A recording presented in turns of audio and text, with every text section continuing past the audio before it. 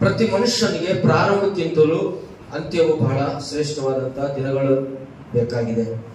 ಹಾಗಾಗಿ ಇಲ್ಲಿ ಸೇರಿ ಬಂದಂತ ನಾವು ನಮ್ಮ ಕರ್ತನಾದ ಯೇಸು ಕ್ರಿಸ್ತನ ಬಗ್ಗೆ ತಿಳಿದ ಇರುವಂತದ್ದು ಯಾವುದೂ ಇಲ್ಲ. ಎಲ್ಲವೂ ನಮಗೆ ವಾಕ್ಯದ ಮುಖಾಂತರ ಬಹಳ ವಿಷಯಗಳು ನಮಗೆ ಗೊತ್ತುಂಟು. ಆದ್ರೆ ನಮ್ಮ ಕರ್ತನಾದ ಯೇಸು ಕ್ರಿಸ್ತನು ನಿಮಗೆ ಗೊತ್ತಿರುವ ಹಾಗೆ ಆತನು ಈ ಭೂಲೋಕದಲ್ಲಿ ಬಂದು 33 ವರ್ಷಗಳ ಕಾಲ ಜೀವಿಸಿ ನಮ್ಮೆಲ್ಲರ ಪಾಪಗಳ ನಿಮಿತ್ತವಾಗಿ ಆ ಕಲವರಿ ಶಿಲುಬೆಯಲ್ಲಿ ತನ್ನ ಪ್ರಾಣವನ್ನು ಕೊಟ್ಟು ರಕ್ತವನ್ನು ಸುರಿಸಿ ಮತ್ತು ಯೇಸು ಸ್ವಾಮಿಯವರು ಶಿಲುಬೆಯ ಮೇಲೆ ಸತ್ತರು, ಸಮಾಧಿಯಲ್ಲಿ ಉಣಲ್ಪಟ್ಟರು ಮತ್ತು ತಿರುಗಿ ಯೇಸು ಸ್ವಾಮಿ ಎದ್ದು ಪರಲೋಕಕ್ಕೆ ಹೋದರು. ಹಾಗೆ ಬೈಬಲ್ ಅಲ್ಲಿ ನಾವು ಬಹಳವಾಗಿ ಗಮನಿಸುವಂತ ವಿಷಯ, ಯೇಸು ಸ್ವಾಮಿಯವರು ಈ ಲೋಕಕ್ಕೆ ಬರದಿದ್ರೆ ಇವತ್ತು ನಾವು ಯಾರು ಗೊತ್ತಿಲ್ಲ, ನಾವಿಲ್ಲಿ ಕುಂತ್ಕೊಂತ ಇರಲಿಲ್ಲ. ಯೇಸು ಸ್ವಾಮಿ ಲೋಕಕ್ಕೆ ಬಂದಿದ್ರಿಂದಲೇ ಇವತ್ತು ಸರ್ವ ಲೋಕದಲ್ಲಿ ಪ್ರಪಂಚದ ಯಾವತ್ತು ಮೂಲೆಯಲ್ಲಿ ಪರಲೋಕ ಅಂದ್ರೆ ಏನೋ, ಮೋಕ್ಷ ಅಂದ್ರೆ ಏನೋ, ನರಕ ಅಂದ್ರೆ ಏನೋ, ನಿತ್ಯ ನಾಶನ ಅಂದ್ರೆ ಏನೋ, ಪಾಪ ಅಂದ್ರೆ ಏನೋ, ಪರಿಶುದ್ಧ ಅಂದ್ರೆ ಏನೋ ಕಲಿಸುವುದಕ್ಕೆ ಯೇಸು ಸ್ವಾಮಿ ಲೋಕಕ್ಕೆ ಬಂದರು. ಅವರು ಬರಲಿಲ್ಲ ಅಂದ್ರೆ ಇವತ್ತು ಈ ಲೋಕದಲ್ಲಿ ನಿಜವಾಗಲೂ ಈ ಅನೇಕರಾದ ನಾವು ಇವತ್ತು ಬೇರೆಯವರ ರೀತಿಯಲ್ಲಿ ನಾವು ಸಹ ಜೀವಿಸಬೇಕಾಗಿತ್ತು. ಹಾಗಾಗಿ ಕ್ರಿಸ್ತನು ತನ್ನ ಆ ಒಂದು ಬರೋಣದಲ್ಲಿ ನಮಗೆ ಯೇಸು ಸ್ವಾಮಿ ಈ ಒಂದು ಸ್ಥಾನಮಾನವನ್ನು ಕೊಟ್ಟಿದ್ದಕ್ಕಾಗಿ ನಾವು ದೇವರಿಗೆ ಸ್ತೋತ್ರವನ್ನು ಸಲ್ಲಿಸೋಣ.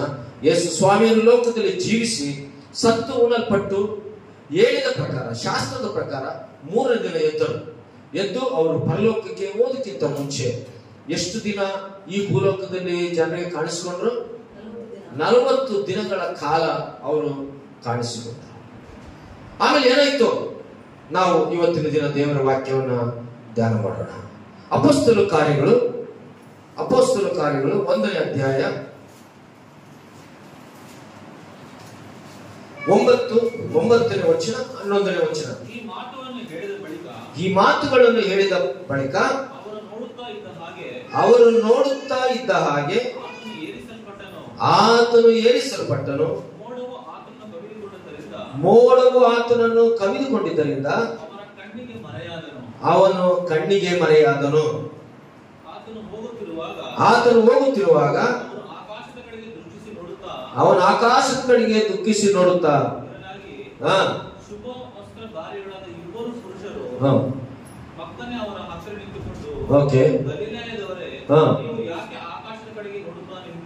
ನಿಂತಿದ್ದೀರಿ, ಯಾವ ರೀತಿಯಲ್ಲಿ ಆಕಾಶದೊಳಗೆ ಹೋಗಿರುವುದನ್ನು ನೀವು ಕಂಡಿರೋ ಅದೇ ರೀತಿಯಲ್ಲಿ ಬರುವನು ಎಂದು ಹೇಳಿದರು. ಕೇಳಿ, ಯೇಸು ಸ್ವಾಮಿ 40 ದಿನಗಳ ಕಾಲ ಇದ್ದಾರೆ. ಅವರೆಲ್ಲ ಮುಗಿಸಿದ್ರು. 33 ವರ್ಷಗಳ ಕಾಲ ಲೋಕದಲ್ಲಿದ್ದು ಏನೇನು ಮನುಷ್ಯನಿಗೆ ಅವಶ್ಯಕತೆ ಇದೆಯೋ, ಒಬ್ಬ ಮಾನವನು ಪರಿವರ್ತನೆ ಹೊಂದಿದ ಮೇಲೆ, ಒಬ್ಬ ಮನುಷ್ಯನು ರಕ್ಷಣೆ ಹೊಂದಿದ ಮೇಲೆ ಆತನಿಗೆ ಏನೇನು ಬೇಕೋ ಎಲ್ಲವನ್ನು ತಿಳಿಸಿ ಯಾವ ರೀತಿ ಜೀವಿಸಬೇಕು ತೋರಿಸೋದು, ಯಾವ ರೀತಿ ಇರಬೇಕು ಕಲಿಸೋದು, ಯಾವ ರೀತಿ ಆರಾಧಿಸಬೇಕು ಕಲಿಸೋದು, ಯಾವ ರೀತಿ ನಾವೆಲ್ಲರೂ ದೇವರ ಸನ್ನಿಧಾನದಲ್ಲಿ ನಾವು ದೇವರ ವಾಕ್ಯವನ್ನು ಧ್ಯಾನ ಮಾಡಬೇಕು, ಎಲ್ಲವನ್ನು ಕಲಿಸೋದ ಮೇಲೆ ಅವರು ಪರಲೋಕಕ್ಕೆ ಹೋದ್ರು. ಹೋಗುವಂತಹ ಸಮಯದಲ್ಲಿ ಅಲ್ಲಿರುವಂತಹ ಗಲಿಲದವರು, ಶಿಷ್ಯರು ಎಲ್ಲರೂ ಸಹ ಯೇಸು ಸ್ವಾಮಿ ಆತನೇನಂದ್ರೆ ಆಕಾಶಕ್ಕೆ ಏರು ಹೋಗುವುದನ್ನು ನೋಡಿದ ಮೇಲೆ ಅಲ್ಲಿರುವಂತವರೆಲ್ಲರೂ ಏನಂದ್ರೆ ಕಂಪನ ಆಯಿತು. ಅವ್ರಿಗೊಂಥರ ಆಶ್ಚರ್ಯ ಆಯಿತು, ಅವ್ರಿಗೊಂಥರ ಭಯ ಆಯಿತು. ಏನಾಯ್ತು? ಅದಕ್ಕೆ ಅವರೆಲ್ಲರೂ ನೋಡುವಾಗ ಈ ಯೇಸು ಯಾವ ರೀತಿಯಲ್ಲಿ ಆಕಾಶಕ್ಕೆ ಹೋಗಿರುವುದನ್ನು ನೀವು ಕಂಡಿರೋ ಅದೇ ರೀತಿಯಲ್ಲಿ ಬರುವನು ಎಂದು ಹೇಳಿದನು ಎಂಬುದಾಗಿ ನಾವು ನೋಡ್ತೇವೆ. ಅಂದ್ರೆ ಇವತ್ತು ಆ ಜಾಗದಲ್ಲಿ ನಾವು ಇದ್ವು ಅನ್ಕೊಳ್ರಿ, ಯೇಸು ಸ್ವಾಮಿಯವರು ಪರಲೋಕಕ್ಕೆ ಹೋಗುವಾಗ ನಮಗೂ ಆಶ್ಚರ್ಯ ಆಗುತ್ತೆ, ನಮಗೂ ಒಂಥರ ಭಯ ಆಗುತ್ತೆ. ಏನಪ್ಪ, ಮೇಲೆ ಇದ್ದಕ್ಕಿದ್ದಂಗೆ ಯೇಸು ಸ್ವಾಮಿಯವರು ಆಕಾಶದೊಳಗಿಂದ ಮೋಡದೊಳಗಿಂದ ಹೋಗ್ಬಿಟ್ರಲ್ಲ ಅಂತ ನಮಗೂ ಆಶ್ಚರ್ಯ ಆಗುತ್ತೆ. ಆವಾಗ ಹೇಳುವಂತ ಸಮಯ, ಯೇಸು ಸ್ವಾಮಿಯವರು ಯಾವ ರೀತಿ ಆತನು ಏರಿ ಹೋದನು ಆಕಾಶಕ್ಕೆ, ಮತ್ತೇನಂದ್ರೆ ಅದೇ ರೀತಿಯಾಗಿ ಬರುವನು ಎಂದು ಹೇಳಿದನು. ಇಲ್ಲಿ ಕೇಳುವಂತ ವಿಷಯ, ಯೇಸು ಸ್ವಾಮಿಯವರು ಮೊದಲನೇದಾಗಿ ಬಂದರು. ಯೇಸು ಮೊದಲನೇದಾಗಿ ಕನ್ಯೆ ಮರಿಯ ಗರ್ಭದಲ್ಲಿ ಹುಟ್ಟಿ ಪರಿಶುದ್ಧನಾಗಿ ಜೀವಿಸಿದಂತ ಯೇಸು ಮೊದಲನೇದಾಗಿ ಬಂದರು ಲೋಕಕ್ಕೆ. ಮೊದಲನೇದಾಗಿ ಬಂದು ಅವ್ರು ಏನು ಮಾಡಬೇಕು, ಮನುಷ್ಯನ ಪಾಪಗಳಿಗೋಸ್ಕರ ಆ ಕಲ್ವರಿ ಕ್ರೂಚಿಯಲ್ಲಿ ಅವರು ಪ್ರಾಣವನ್ನು ಕೊಡಬೇಕಾಗಿತ್ತು. ನಮ್ಮೆಲ್ಲರ ಪಾಪಗಳನ್ನು ಯೇಸು ಸ್ವಾಮಿಯವರು ಆ ಕಲ್ವರಿ ಕ್ರೂಚಿಯ ಮೇಲೆ ಹಾಕಬೇಕಾಗಿತ್ತು.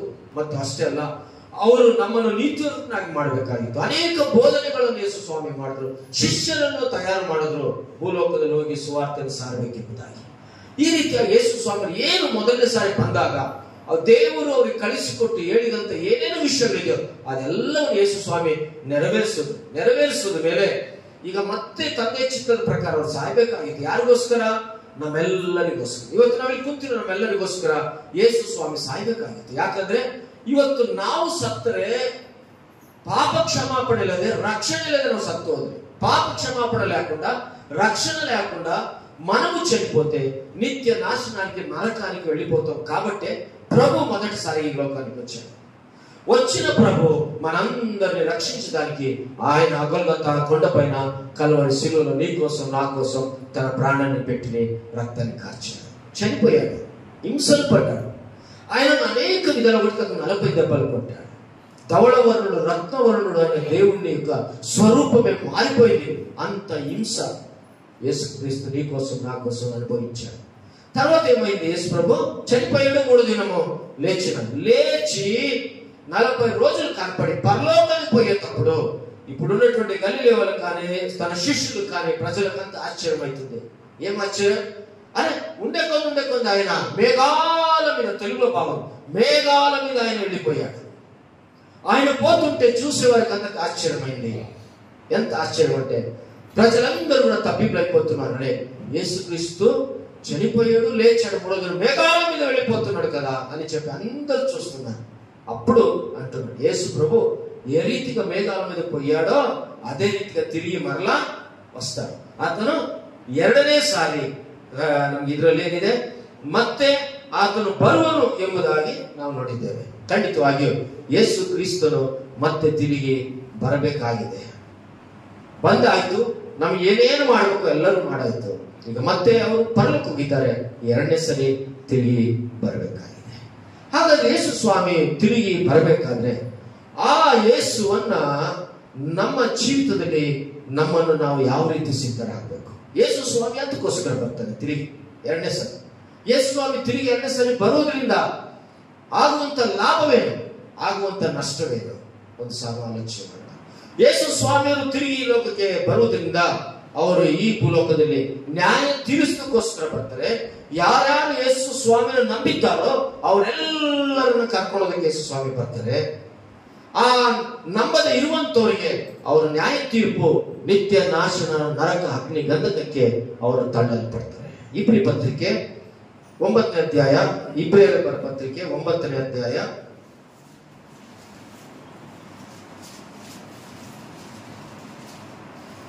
ఇబ్రియు రాసిన పత్రిక 9వ అధ్యాయము దయచేసి మనం చదువుకుందాం. 27-28 వచ్చిన 9ನೇ అధ్యాయ 27-28. ಒಂದೇ ಸಾರಿ ಸಾಯುವುದು, ಆಮೇಲೆ ನ್ಯಾಯ ತೀರ್ಪು.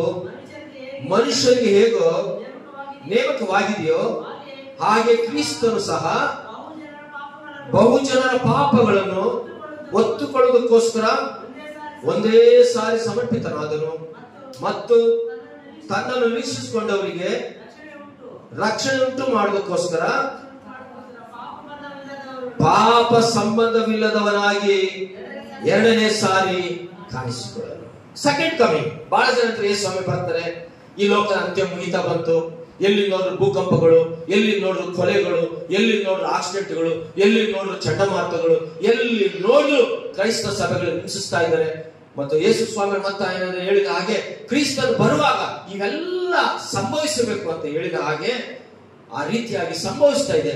ಸಂಭವಿಸ್ತಾ ಇದ್ದಾಗಲೂ ಸಹ ಜನ ಈ ಲೋಕದಲ್ಲಿ ಅಂತಾರೆ, ಹೌದು ಯೇಸು ಸ್ವಾಮಿ ಬರೋಣಕ್ಕೆ ಸಮೀಪವಾಗಿದೆ, ಯೇಸು ಕ್ರಿಸ್ತ ಲೋಕಕ್ಕೆ ಬೇಗನೆ ಬರ್ತಾನೆ, ಯೇಸು ಸ್ವಾಮಿ ಲೋಕಕ್ಕೆ ನ್ಯಾಯ ತೀರಿಸಕ್ಕೆ ಬರ್ತಾನೆ. ಎಲ್ಲರೂ ಸಹಜವಾಗಿ ನಾವೆಲ್ಲ ಕಡೆ ನಾವು ನೋಡುವಂತ ವಿಷಯ. ಖಂಡಿತವಾಗಿಯೂ ಆ ಮಾತು ಮನುಷ್ಯರು ಹೇಳೋದಕ್ಕಿಂತ ದೇವರ ವಾಕ್ಯನೇ ನಮ್ಗೆ ಹೇಳುತ್ತೆ. ಏನ್ ಹೇಳ್ತಿದ್ರೆ, ಒಂದೇ ಸಾರಿ ಸಾಯುವುದು, ಆಮೇಲೆ ನ್ಯಾಯ ತೀರ್ಪು. ಮನುಷ್ಯ ಹೇಗೋ ನೇಮಕವಾಗಿದೆ ಹಾಗೆ ಕ್ರಿಸ್ತನು ಸಹ ಬಹುಜನರ ಪಾಪಗಳನ್ನು ತುಳುಕೋಸ್ಕರ ಒಂದೇ ಸಾರಿ ಆತನು ಸಮರ್ಪಿಸಲ್ಪಟ್ಟ ಸತ್ತು. ಯೇಸು ಸ್ವಾಮಿಯವರು ಒಂದು ಈ ಲೋಕದಲ್ಲಿ ಬಂದು ನಮ್ಮೆಲ್ಲರಿಗೋಸ್ಕರ ಆತನು ಒಂದೇ ಸಾರಿ ಸತ್ತನು, ಒಂದೇ ಬಾಪ್ತಿಸನು. ಮನುಷ್ಯನ ಜೀವಿತದಲ್ಲಿ ಯೇಸು ಸ್ವಾಮಿ ಸತ್ತು ಆತನು ಮತ್ತೆ ಎದ್ದು ಪರಲೋಕ ಹೋದಂತ ದೇವರು. ಹಾಗಾದ್ರೆ ಮನುಷ್ಯರ ನಾವೆಲ್ಲರೂ ಸಹ ಈ ಲೋಕದಲ್ಲಿ ಒಂದು ಸಾರಿ ಸಾಯಲೇಬೇಕು. ಸಾಯದಿದ್ದರೆ ನಮ್ಮ ಜೀವಿತದಲ್ಲಿ ನಮಗೆ ಆಶ್ರಯ ಸಿಗೋದಿಲ್ಲ. ಹಾಗಾಗಿ ನಾವು ಸಾಯಬೇಕು. ಸತ್ತ ಆಮೇಲೆ ಏನಾಗುತ್ತಂದ್ರೆ ನಮ್ಮ ಜೀವಿತದಲ್ಲಿ ಕ್ರಿಸ್ತನ ನಂಬಿರುವಂತವರಿಗೆ, ಕ್ರಿಸ್ತನ ನಂಬದೇ ಇರುವಂತವರಿಗೆ ಅದು ಎರಡನೇ ಮರಣ. ಅದು ಭಯಂಕರವಾದಂತ ಮರಣವಾಗಿರುತ್ತೆ. ಹಾಗಾಗಿ ಪ್ರಿಯರೇ, ಹಾಗಾಗಿ ಯೇಸು ಸ್ವಾಮಿ ಹೇಳುವಂತ ಏನಂದ್ರೆ, ಒಂದೇ ಸಾರಿ ಸಮೀಪಿತರು ಮತ್ತು ತನ್ನನ್ನು ನಿರೀಕ್ಷಿಸಿಕೊಂಡವರಿಗೆ ರಕ್ಷಣೆ ಉಂಟು ಮಾಡೋದಕ್ಕೋಸ್ಕರ ಪಾಪ ಸಂಬಂಧವಿಲ್ಲದನಾಗಿ ಎರಡನೇ ಸಾರಿ ಕಾಣಿಸಿಕೊಂಡರು. ಮೊದಲನೇ ಸಾರಿ ಬಂದಾಗ ನಮ್ಮೆಲ್ಲರ ಪಾಪಗಳನ್ನು ಮನುಷ್ಯಾವತಾರವನ್ನು ತಾಳಿ ಬಂದ ಯೇಸು ನಮ್ಮೆಲ್ಲರ ಪಾಪಗಳನ್ನು ತನ್ನ ಮೇಲೆ ಹಾಕಿಕೊಂಡರು. ಆತನು ಪಾಪ ಮಾಡಲಿಲ್ಲ, ಆತನ ಬಾಯಲ್ಲಿ ಪಾಪವು ಬರಲಿಲ್ಲ. ಯಾವ ಪಾಪವೂ ಇಲ್ಲದೆ ಯೇಸು ಸ್ವಾಮಿಯವರು ಈ ಭೂಲೋಕದಲ್ಲಿ ಆತನು ಜೀವಿಸುವಂತ ಸಮಯದಲ್ಲಿ ನಮ್ಮ ಪಾಪಗಳನ್ನು ತನ್ನ ಮೇಲೆ ಹಾಕಿಕೊಂಡರು. ಹಾಗಾದ್ರೆ ಎರಡನೇ ಸತಿ ಬಂದಾಗ ಯಾವ ರೀತಿ ಇರ್ತಾರೆ, ಅವರು ಯಾವುದೇ ಪಾಪಗಳನ್ನು ಹೊತ್ತುಕೊಳ್ಳುವುದಕ್ಕೋಸ್ಕರ ಒಂದೇ ಸಾರಿ ಸತ್ತನು. ತನ್ನನ್ನು ಏನನ್ನು ನಿರೀಕ್ಷಿಸಿಕೊಂಡವರಿಗೆ ಪಾಪ ಸಂಬಂಧವಿಲ್ಲದನಾಗಿ ಎರಡನೇ ಸಾರಿ ಕಾಣಿಸಿಕೊಳ್ಳುವುದು. ಎರಡನೇ ಸಾರಿ ಯೇಸು ತಿರುಗಿ ಲೋಕಕ್ಕೆ ಬರ್ತಾನೆ. ಪಾಪ ಸಂಬಂಧವಿಲ್ಲದೆ ಬರ್ತಾನೆ. ಪಾಪ ಸಂಬಂಧವಿಲ್ಲದಂತ ಪರಿಶುದ್ಧನಾದಂತ, ದೋಷವಿಲ್ಲದಂತ, ಪವಿತ್ರವಾದಂತ ಯೇಸು ಸ್ವಾಮಿ ತಿರುಗಿ ಈ ಲೋಕಕ್ಕೆ ಮೇಘಗಳೊಡನೆ ಬರುತ್ತಾನೆ. ಆ ಯೇಸು ಬಂದಾಗ ಆಮೇಲೆ ಏನಾಗುತ್ತದೆ, ನ್ಯಾಯ ತೀರ್ಪು ಅಲ್ಲಿ ಪ್ರಾರಂಭ ಆಗುತ್ತೆ. ಬೇರೆ ಹಾಗಾಗಿ ದೇವರ వాక్యం ನೋಡುವಾಗ యేసు స్వామి లోకానికి మొదటికి వచ్చిపోయాడు. మనందరి పాపాలు ఆయన మోసుకున్నాడు. మన పాపం నిమిత్తము ఆయన కల్వరి శిలువలో కొట్టబడ్డాడు. అయితే రెండవసారి యేసు స్వామి వస్తున్నప్పుడు పాపము, తెలుగులో ఏముందన్నమాట, పాపము లేనివాడుగా ఆయన పరలోకం నుంచి ఈ లోకానికి వస్తాడు. చదువుతున్న మాట తెలుగులో, అనేకుల పాపము భరించుటకు ఒక్కసారి అర్పింపబడేను.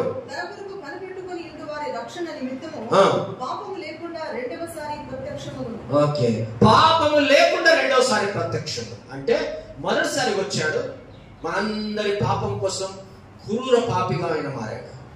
రెండోసారి వస్తాడు పాపము లేకుండా ఆయన ಈ ಲೋಕಕ್ಕೆ ವಸ್ತಾನೆ. ಎರಡನೇ ಸಾರಿ ಬರ್ತಾನೆ ಪಾಪವಿಲ್ಲದೆ ಯೇಸು ಸ್ವಾಮಿ ಈ ಲೋಕಕ್ಕೆ ಬರ್ತಾನೆ. ಹಾಗಾಗಿ ಯೇಸು ಸ್ವಾಮಿ ಬರುವಂತದ್ದು ಹೇಳಿದಾನೆ, ಯಾರಿಗಾದ್ರೂ ಇಂಥ ದಿನ ಬರ್ತೀನಿ, ಯಾರೋ ಗೊತ್ತಿಲ್ಲ. ಎರಡನೇ ಪೇತ್ರನ ಪತ್ರಿಕೆ 3ನೇ ಅಧ್ಯಾಯ 18ರಿಂದ 13 ವಚನಗಳನ್ನು. ಎರಡನೇ ಪೇತ್ರನ ಪತ್ರಿಕೆ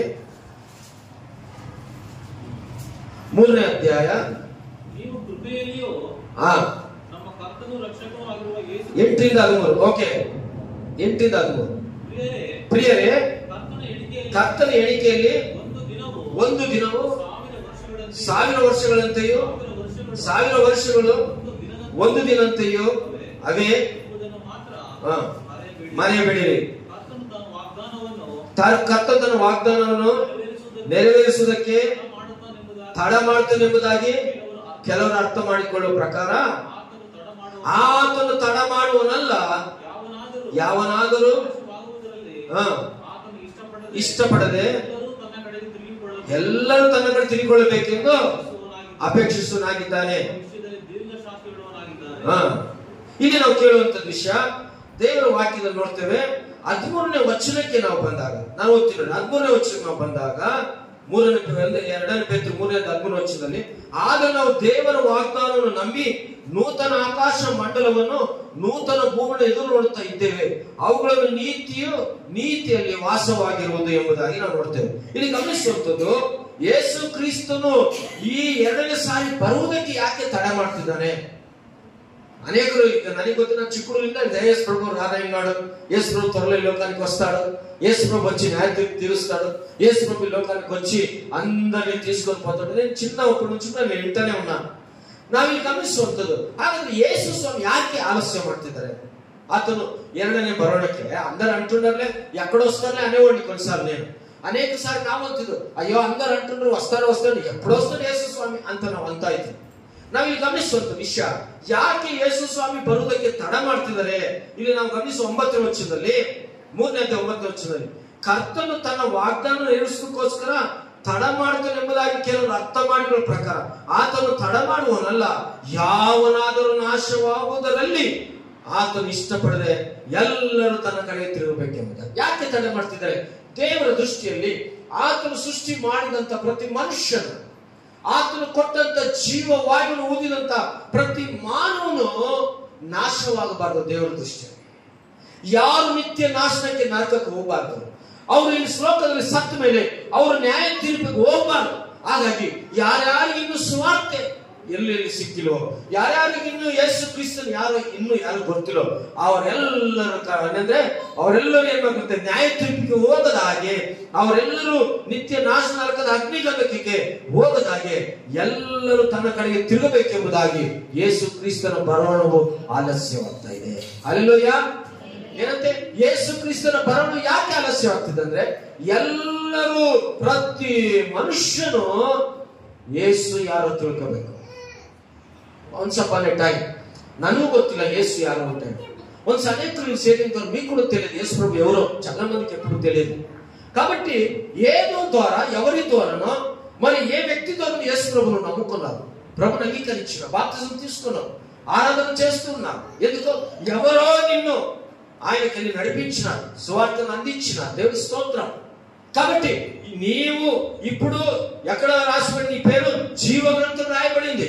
ఇప్పుడు నీవు నిత్య నాశనం నరకానికి పోయేటువంటి పద్ధతి లేదు. ప్రియ దేవుని బిడ్డలారా, అలాగే నువ్వు మోక్షానికి వెళ్ళేటువంటి నీవు ఇంకా మిగతా వారు కూడా ప్రభువుకి రావాలా, అందరూ నమ్ముకోవాలని చెప్పి ఆయన రాకడ ఆలస్యం చేస్తున్నారు. ಹಾಗಾಗಿ ಯೇಸು ಕ್ರಿಸ್ತನ ಬರೋಣ ಯಾಕೆ ಅಂದ್ರೆ ಆತನ ಆಲಸ್ಯ ಮಾಡ್ತಿದ್ದಾನೆ. ಬೈಬಲ್ ಹೇಳೋ ಪ್ರಕಾರ ತಡ ಮಾಡುತ್ತಾ ಯಾಕೆ ಅಂದ್ರೆ ಯಾವನಾದ್ರೂ ನಾಶವಾಗುವುದರಲ್ಲಿ ಆತನು ಇಷ್ಟಪಡದೆ ಎಲ್ಲರೂ ತನ್ನ ಕಡೆಗೆ ತಿರುಗಬೇಕು. ಯಾರು ನಾಶವಾಗೋದು ಇಷ್ಟಪಡೋದಿಲ್ಲ ದೇವರು, ಎಲ್ಲರೂ ತನ್ನ ಕಡೆಗೆ ತಿರುಗಬೇಕೆಂಬುದಾಗಿ. ಹಾಗಾಗಿ ಕರ್ತನಾದ ಯೇಸು ಕ್ರಿಸ್ತನು ಬರೋಣ ಬಹಳ ಆಲಸ್ಯವಾಗ್ತಿದೆ. ಆದ್ರೆ ಯಾವಾಗ ಬರ್ತಾನೋ ಗೊತ್ತಿಲ್ಲ. ಯೋಹಾನ ಸುವಾರ್ತೆ ನೋಡ್ತೇವೆ, ದೊಂಗ వచ్చినట్లుగా నేను వస్తాను, ಕಳ್ಳನು ಬರುವ ಹಾಗೆ ನಾನು ಬರ್ತೇನೆ. ಹಾಗಾದ್ರೆ ಯಾಕೆ ದೇವರು ಅದನ್ನ ಕಳ್ಳನಕ್ಕೆ ವಹಿಸಿದ್ರು ಅಂದ್ರೆ, ಈಗ ಕಳ್ಳ ನಿಮ್ಮ ಮನೆಗೆ, ನಿಮ್ಮ ಮನೆಯಲ್ಲಿ ಬಹಳ ಬೆಳ್ಳಿ ಬಂಗಾರ ದುಡ್ಡು ಒಳ್ಳೊಳ್ಳೆ ನಗರ ಆಸ್ತಿ ಎಲ್ಲ ಇದೆ, ಏನಂತಾರೆ, ಕಳ್ಳ ಬಂದು ನಿಮಗೆ ನಾಳೆ ನಿನಗೆ ವಾಟ್ಸಪ್ ಕಳಿಸಿ, ಮೊಬೈಲ್ ಮಾಡಿ, ಫೋನ್ ಮಾಡಿ, ನಾಳೆ ನಾನು ನಿಮ್ಮ ಮನೆಗೆ ಕಳ್ತನ ಮಾಡೋದಕ್ಕೆ ಬರ್ತೇನೆ ಅಂತ ಹೇಳಿ ಬಂದ್ರೆ ಏನ್ ಮಾಡ್ತೀರಿ ನೀವು? రాజేశ్వరం ఇప్పుడు భూమి అమ్మి డబ్బులు అంటే ఆశ పెట్టుంటది. ఓకే, అన్ని డబ్బులు ಆಸೆ పెట్టిದ್ದಾನೆ. ಆ ಒಮ್ಮನಿಗೆ ರಿಜಿಸ್ಟರ್ ಬಂದು ನಾಳೆ ನಿಮ್ಮ ಮನೆಗೆ ಬಂದು ಎಷ್ಟು ದುಡ್ಡು ತಗೊಂಡೋಗಿ ಅದನ್ನೆಲ್ಲ ಕಳ್ತನ ಮಾಡ್ಕೊಂಡೋಗಿ ಬರ್ತೀನಿ ಅಂತ ಫೋನ್ ಮಾಡ್ದ ಅನ್ಕೋ, ಏನ್ ಮಾಡ್ತಾರೆ ಅವಾಗ? ಏನ್ ಮಾಡ್ತಾರೆ ಹೇಳಿ ಮಾತಾಡ್ರಿ. ಏನ್ ಮಾಡ್ತಾರೆ ಅವರು? ಬಹಳ ಹುಷಾರಾಗಿರ್ತಾರೆ. ಅಲ್ಲಿ ಊರಲ್ಲೂ ಇರಲ್ಲ, ಇಲ್ಲೂ ಇರಲ್ಲ, ಬೇಕಾದ್ರೆ ಎಲ್ಲ ತಗೊಂಬಂದು ಇಲ್ಲಿ ಚರ್ಚಲ್ಲೂ ಇಲ್ಲೆಲ್ಲ ನಮ್ಮ ಅಂಡ್ಕೊಂಡಿದೆ ಮೇಲೆ ಎಲ್ಲ ಅಲ್ಲಿ ಇಟ್ರು ಹೇಳಿ ಯಾಕೆ ಕಳ್ತನ ಆಗಲ್ಲ. ಬಹಳ ಹುಷಾರಾಗ್ತೀರ. ಓಕೆ, ನಿಮ್ಮ ಮನೆಯಲ್ಲಿ ಬಹಳ ಆಸ್ತಿ ಅಂತಸ್ತಿದ್ರು ಕಳ್ಳ ಹೇಳಿ ಬರೋದಿಲ್ಲ, ಅವನು ಗೊತ್ತಿಲ್ಲದಸ್ತ. ಯಾಕೆ ನೀವು ಬಹಳ ಹುಷಾರಾಗ್ಬಿಡ್ತೀರ, ಹುಷಾರಾಗ್ತೀರ. ಓ ನಮ್ಗೆ ಇವತ್ತು ಬರ್ತೇನೆ ಅಂತೇಳಿ ಕಳ್ಳ ಬಂದ್ಬಿಟ್ರೆ ಕಷ್ಟಪ್ಪ ಅಂತೇಳಿ ಬಹಳ ಜಾಗ್ರತೆ ಆಗ್ತೀರ. ಆ ರೀತಿಯಾಗಿ ಯೇಸು ಸ್ವಾಮಿ ಹೇಳಿಲ್ಲ ಇಂಥ ದಿನ ಬರ್ತೀನಿ, ಇಂಥ ವರ್ಷ ಬರ್ತೀನಿ, ಈ ದಿನ ನಾನು ಬರ್ತೀನಿ ಅಂತ ಯೇಸು ಸ್ವಾಮಿ ಹೇಳಿಲ್ಲ ಬೈಬಲ್ ಅಲ್ಲಿ. ಯೇಸು ಸ್ವಾಮಿ ಬರ್ತಾರೆ, ಕಣ್ಣು ರೆಪ್ಪೆ ಮುಚ್ಚಿ ಒಡೆಯಲು ಯೇಸು ಸ್ವಾಮಿ ಬರ್ತಾರೆ. ಮೊದಲನೇ ತೆಸಲೋನಿಕ ಪತ್ರಿಕೆ ನೋಡೋಣ, 4ನೇ ಅಧ್ಯಾಯ. ಮೊದಲನೇ ತೆಸಲೋನಿಕ ಪತ್ರಿಕೆ 4ನೇ ಅಧ್ಯಾಯ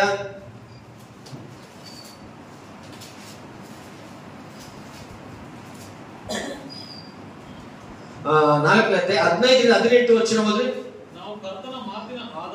ನಾವು ಕರ್ತನ ಮಾತಿನ ಆಧಾರದಿಂದ ಹೇಳುವುದೇನೆಂದರೆ, ಪ್ರತ್ಯಕ್ಷ ಆಗುವವರೆಗೂ ಕರ್ತನು ತಾನೇ ಆಜ್ಞಾಘೋಷದೊಡನೆಯೂ ಪ್ರಧಾನ ದೂತರ ಶಬ್ದದೊಡನೆಯೂ ದೇವರ ಸುತ್ತೂರು ಧ್ವನಿಯೊಡನೆಯೂ ಆಕಾಶದಿಂದ ಇಳಿದು ಬರುವನು. ಆಗ ಕ್ರಿಸ್ತನಲ್ಲಿರುವ ಸತ್ತವರು ಎದ್ದು ಬರುವರು. ಆಮೇಲೆ ಜೀವನ ತಿಳಿಯುವ ನಾವು ಅಂತ್ಯದಲ್ಲಿ ಕರ್ತನನ್ನು ಎದುರುಗೊಳ್ಳುವುದಕ್ಕಾಗಿ ಅವರ ಸಂಗಡಲೇ ಬೇಗ ವಾಹನರಾಗಿ ಭಕ್ತನ ಒಯ್ಯಲ್ಪಡಬೇಕು. ಹೀಗಾಗಿ ನಾವು ಸದಾಕಾಲವೂ ಕರ್ತನ ಜೊತೆಯಲ್ಲಿರಬೇಕು. ಆದ ಕಾರಣ ಈ ಮಾತುಗಳಿಂದ ಒಬ್ಬರನ್ನೊಬ್ಬರು ಸಂದೇಶಿರಿ. ನೋಡಿ, ದೇವರ ವಾಕ್ಯದಲ್ಲಿ ಗಮನಿಸುವಂತ ವಿಷಯ, ಕರ್ತನು ಬರುವಾಗ ಆತನು ಹೇಳಿ ಬರಲ್ಲ, ಡೇಟ್ ಕೊಟ್ಟಿಲ್ಲ, ಯಾರು ಗೊತ್ತಿಲ್ಲ ಯೇಸು ಸ್ವಾಮಿ ಯಾವ ಸಂದರ್ಭ. ಯೇಸು ಸ್ವಾಮಿ ಬರುವಾಗ ಇನ್ನೊಂದು ಏನಂತ ಗೊತ್ತಾ, ಇಬ್ರು ಅಕ್ಕ ತಂಗಿರು ಏನಂತಾರೆ, ಬೀಸ್ತಾ ಇರ್ತಾರೆ, ಹತ್ತು ಸೊಸೆ ಅನ್ಕೊಳ್ಳಿ. ಏನ ನೀವು ಹಳೆ ಕಾಲದಲ್ಲಿ ಇತ್ತಲ್ಲ, ರಾಗಿನೋ ಹಿಟ್ಟನ್ನ ಬೀಸುವಂಥದ್ದು. ಅದನ್ನು ಉದಾಹರಣೆ ಸ್ವಾಮಿ ಕೊಟ್ಟಿದ್ದಾರೆ. ಇಬ್ಬರು ಬೀಸ್ತಾ ಇರ್ತಾರೆ, ಇಬ್ರು ಕೈಯಲ್ಲಿ ಇರ್ತ ಒಬ್ರಿಗೊಬ್ರು ಅಂತ ಇರ್ತಾರೆ, ಒಬ್ರು ಕಾಣದೇ ಇಲ್ಲ ಅಂತಾರೆ. ಆವಾಗ ಅತ್ತೆ ಬಾಯಿ ಬಡ್ಕೊಂತಾಳೆ, ಎಲ್ಲೋದ್ಲಪ್ಪ ನನ್ನ ಸೊಸೆ ಅಂತ. ಅಥವಾ ಅತ್ತೆ ಎತ್ತಲ್ಪಟ್ರೆ, ಅಯ್ಯೋ ನಮ್ಮ ಅತ್ತೆ ಎಲ್ಲೋದ್ಲಪ್ಪ, ಒಳ್ಳೇದಾಯ್ತು ಬಿಡಪ್ಪ ಹೋಗಿದ್ದು ಅಂತ. ಒಳ್ಳೇದಾಯ್ತು ಬಿಡಪ್ಪ ನಮ್ಮ ಅತ್ತೆ ಹೋಗಿದ್ದ. ಬಟ್ ಎಲ್ಲೋಗಿದ್ದಾರೆ? ಅವ್ರು ಯೇಸು ನಂಬಿದ್ದಾರೆ, ರಕ್ಷಣೆ ಹೊಂದಿದ್ದಾರೆ, ನಿಷ್ಕಳಂಕವಿಲ್ಲದ ಜೀವನ ಜೀವಿಸಿದ್ದಾರೆ. ಅದಕ್ಕೋಸ್ಕರ ಅವರು ಎತ್ತಲ್ಪಟ್ಟಿದ್ದಾರೆ ಕರ್ತನ ಬರೋಣ ಸಮಯದಲ್ಲಿ. ಇಬ್ಬರು ಅಣ್ಣ ತಮ್ಮಂದ್ರು ಒಂದೇ ಮಂಚದಲ್ಲಿ ಮಲಗಿರ್ತಾರೆ. ಬೈಬಲ್ ಹೇಳೋದು, ನಾನು ಹೇಳ್ತಿರೋದು ಬೈಬಲ್ ಹೇಳೋದು. ಮಲಗಿರ್ತಾರೆ. ಅವನು ಬೆಳಗ್ಗೆ ಅಂತ ಹಿಂಗ್ ನೋಡ್ತಾನೆ, ಪಕ್ಕದಲ್ಲಿ ಯಾರಿರಲ್ಲ, ಅಣ್ಣ ಇರೋದೇ ಇಲ್ಲ. ನಮ್ಮ ಅಣ್ಣ ಇರೋದ ಇಲ್ಲೇ ಪಕ್ಕದಲ್ಲಿ ಇಬ್ರು ಜೊತೆಲಿ ಮಲಗ್ಬೇಕಾರೆ ಆಶ್ಚರ್ಯ ಆಗುತ್ತೆ. ಅವನೆಲ್ಲಿರ್ತಾನೆ? ಎತ್ತಲ್ಪಟ್ಟಿರ್ತಾನೆ, ಪರಲೋಕಕ್ಕೆ ಹೋಗಿರ್ತಾನೆ. ಇಲ್ಲಿ ಬಿಡಲ್ಪಟ್ಟಿರ್ತಾನೆ. ಅಂದ್ರೆ ಇಲ್ಲಿ ಬಿಡಲ್ಪಟ್ಟವರು ಯಾರು? ಯೇಸುವನ್ನು ನಂಬದೇ ಇರುವಂತವ್ರು, ರಕ್ಷಣೆ ಇಲ್ಲದಂತವ್ರು, ಮಾರ್ಮಸ್ ಇಲ್ಲದಿರುವಂತವ್ರು ಇಲ್ಲಿ ಬಿಡಲ್ಪಟ್ಟಿರ್ತಾರೆ. ನಂಬಿರುವಂತವ್ರು ಯೇಸು ಸ್ವಾಮಿ ಬಂದಾಗ ಅವ್ರು ನಂಗೆ ಕರ್ಕೊಂಡು ಹೋಗ್ತಾರೆ. ಹಾಗಾಗಿ ಪ್ರಿಯರೇ, ಕರ್ತನ ಬರೋಣವು ಸಹ ಅಷ್ಟು ಆಶ್ಚರ್ಯವಾಗಿರುತ್ತೆ. ಅದಕ್ಕೋಸ್ಕರ ನಾವು ಅನೇಕ ಸಾರಿ ನಾವು ನೋಡ್ತೇವೆ, 15 ವಚನದಲ್ಲಿ ಓದರಲ್ಲ, ಕರ್ತನ ಪ್ರತ್ಯಕ್ಷನಾಗುವವರೆಗೂ ಜೀವದಿಂದ ಉಳಿದಿರುವ ನಾವು ನಿದ್ದೆ ಹೋಗಿಂತ ಮುಂದೆ ಆಗುವುದೇ ಇಲ್ಲ. ಕರ್ತನು ತಾನೇ ಯಾವ ರೀತಿ ಬರ್ತಾನೆ ಯೇಸು ಸ್ವಾಮಿ? ಯಾವ ರೀತಿ ಓದಲ್ಲ ಅದನ್ನು? ಆತನು ಮೇಘಗಳ ಮೇಲೆ ಆತನು ಹೊತ್ಕೊಂಡು ಹೋದ್ರು. ಅಪೊಸ್ತಲರ ಕಾರ್ಯ ನೋಡ್ತೇವೆ. ಬರ್ಬೇಕಾದ್ರೆ ಯೇಸು ಸ್ವಾಮಿ ಯಾವ ರೀತಿ ಬರ್ತಾನಂತೆ? ಪ್ರಧಾನ ದೂತ ಶಬ್ದದೊಡನೆಯೂ ಆಜ್ಞಾ ಘೋಷಣೆ ಒಡನೆಯೂ ದೇವರ ತುತ್ತೂರಿ ಧ್ವನಿಯೊಡನೆಯೂ ಆಕಾಶದಲ್ಲಿ ಇಳಿದು ಬರುವನು. ಆಗ ಕ್ರಿಸ್ತನಲ್ಲಿರುವ ಸತ್ತವರು ಮೊದಲು ಎದ್ದನು. ಯೇಸು ಸ್ವಾಮಿ ಬಂದಾಗ ನಡೆಯುವಂತ ಕಾರ್ಯಗಳು. ಸ್ವಾಮಿ ಆಜ್ಞಾ ಘೋಷಣೆ ತುತ್ತೂರಿ ಧ್ವನಿಯೊಡನೆ ಮೇಘಗಳಿಂದ ಸ್ವಾಮಿ ಆತನು ಈ ಲೋಕಕ್ಕೆ ಬರ್ತಾನೆ.